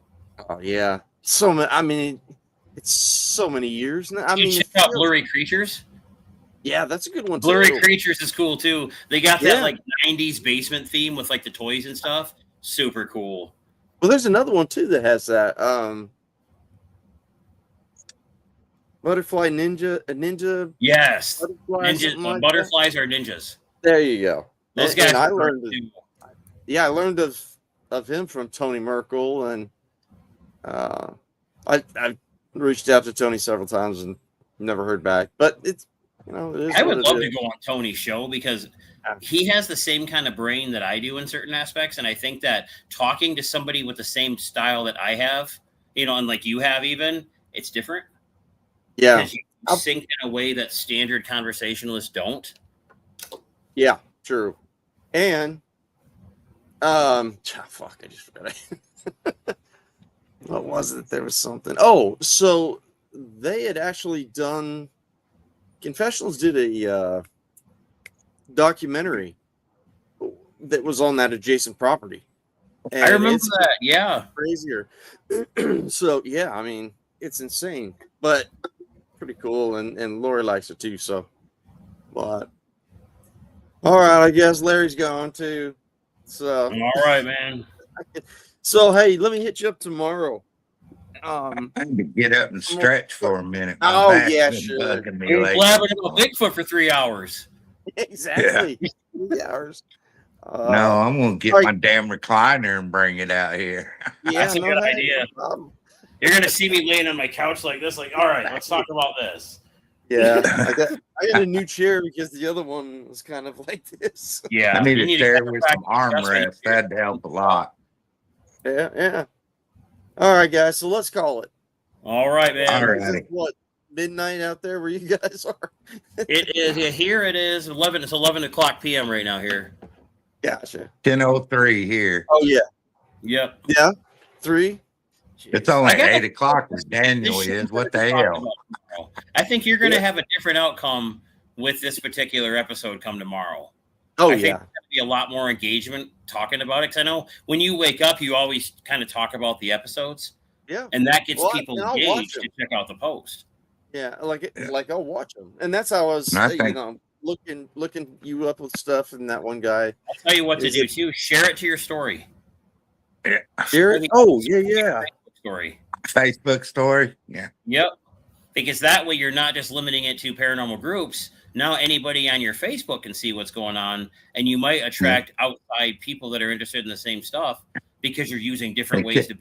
And you choose which clips to use. You're not going to post the whole 3 hours. I mean, yeah. No. You just go through and edit it. Just go into your photo editing mode, and you can crop the video yourself. Just keep the stuff that the meat and potatoes of it.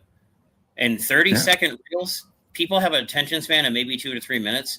So having your key reel pop, and then maybe a month later, stick the old one back out again, because now you got new eyes on old material. Another thing I was thinking about too is the more of this gets put out there on IR, I think eventually that'll lead to more viewers. And you got just as many listeners as you do viewers of the show for sure. Yeah. Some people prefer to, they work out listening to this stuff. They go for walks listening to this stuff. Yeah. In fact, the guy that the pharmacy I was at, I don't know, we started talking about it, and well, hey, here you go. Here's the podcast. So if you're there, the worst you're gonna get to know, right? Yeah. Oh, and he was interested too, so it's really cool. Hell, I listen to him all the time when I'm out in the garden. I got my headphones on, listening to podcasts, or I was doing it in my shop. Some of the other channels on YouTube, the stories, scripted stories, or whatever. Sure. Oh, makes things go by. Tony Merkel, his brother Brian Jeffries, all ADD. I mean, it's all ADD. It's insane. It's a spectrum, man. It is. And I'm learning I'll about tell Larry and James to watch the show, because we did a brief thing for them on their sponsor, and I think they'll like it. We were showing some of their work. I showed their card and read their logo. And we'll have them on the next one, or we'll have them on the next one, or we can, do pre-record stuff like that. But I'm trying to think. I'm saving money. I think I'm gonna get a Samsung tablet instead of my phone or a laptop. I ain't made my mind up yet. I bet a tablet would do a pretty good job. I would, if you're going between laptop and tablet, I would go with tablet, because a tablet's better to take out in the field with you. Like if you want to take it, it's more mobile. Yeah, that's what I was thinking. Just put a little stand on it. You want to set it up or whatever. A tablet's more of a field tool. A laptop, you're kind of limited. If you get dust in the USB drive or something like that, it's going to give you problems. But a tablet, you can get the same cases for a laptop that you get for your mobile phone. So I got one that completely keeps dust out of my phone. So for sure. And if you're in the field, that's necessary. Yeah. But all right, guys, I'm gonna let you go too, because I'm actually kind of hungry, so I'm gonna have a midnight snack. I think. All righty. Bought lunch. Nice having you, Brian. Always good to see you. Thanks, brother. Absolutely, man. Thank you for having me on again. I greatly appreciate it. This is the best one yet. No problem. Happy to have you, man. All right, guys. We'll talk tomorrow. You got it. Thanks, man. No problem. It's us, Larry. It's just us. But and I took Larry off. There you are. No, I moved you. I made you bigger. That's a good show, a long show too. Yes. Yeah. But it's good. A lot of good topics and subjects. Incredible topics. Heck, we just laid back and let Bruce and Scott talk. Exactly. Then threw in some ideas and theories, and that's what it's about. Yeah. I think. I mean, people want to hear that stuff. They want to hear the, I think the panel theory you got might go over good. If you can get them to commit. Yeah. Me, you, and two other guys, or maybe three, pick out a topic, agree on it, and then talk about it. Yeah. So what do you think of Theory Thursday? Yeah, share the ideas and opinions, and I think it might go better than, like you said, having a different guest on each week. Yeah. But you can do that too. Track, of what you're really doing versus it's more entertainment than it is research. So but I'd like to see people come in with encounters too to share. Yeah. With them. Well, and that was another thing too. I was trying to think of a way to do encounters, because that was where I came up with the Wrangler group. I'm just like, all these people want nothing but encounters on paranormal, cryptids, UFO, stuff like that. And I'm like, all right, we'll just make a group. And there it was. It's doing pretty good, though. Cryptid Wrangler has more members than all the other ones, though, don't it? Yes. Yeah. Well, no. Well, Yes, you're right. So, all right, brother, let's wrap it up. And have All a good righty. night. I'll hit you up You have a tomorrow. great weekend, my friend. And You I'll too. talk Thank to you you, buddy. this week sometime. I'm here. Get some rest, buddy. Thank You you, look bud. tired. Yeah, I am. I'm All tired and right, old. bud. Thanks, Larry. Talk to you later. Have you Oh, sorry, catch you off. So another one in the books. Thank you guys for everybody stopping by, and make sure I get your information so that I can send you the these incredible rustic from Rustic. What was it? Rustic. Oh yeah, Supply Company. So if you got any questions, he's on Etsy on it too. So everybody have a good night and a safe weekend. Thank you very much. Bye.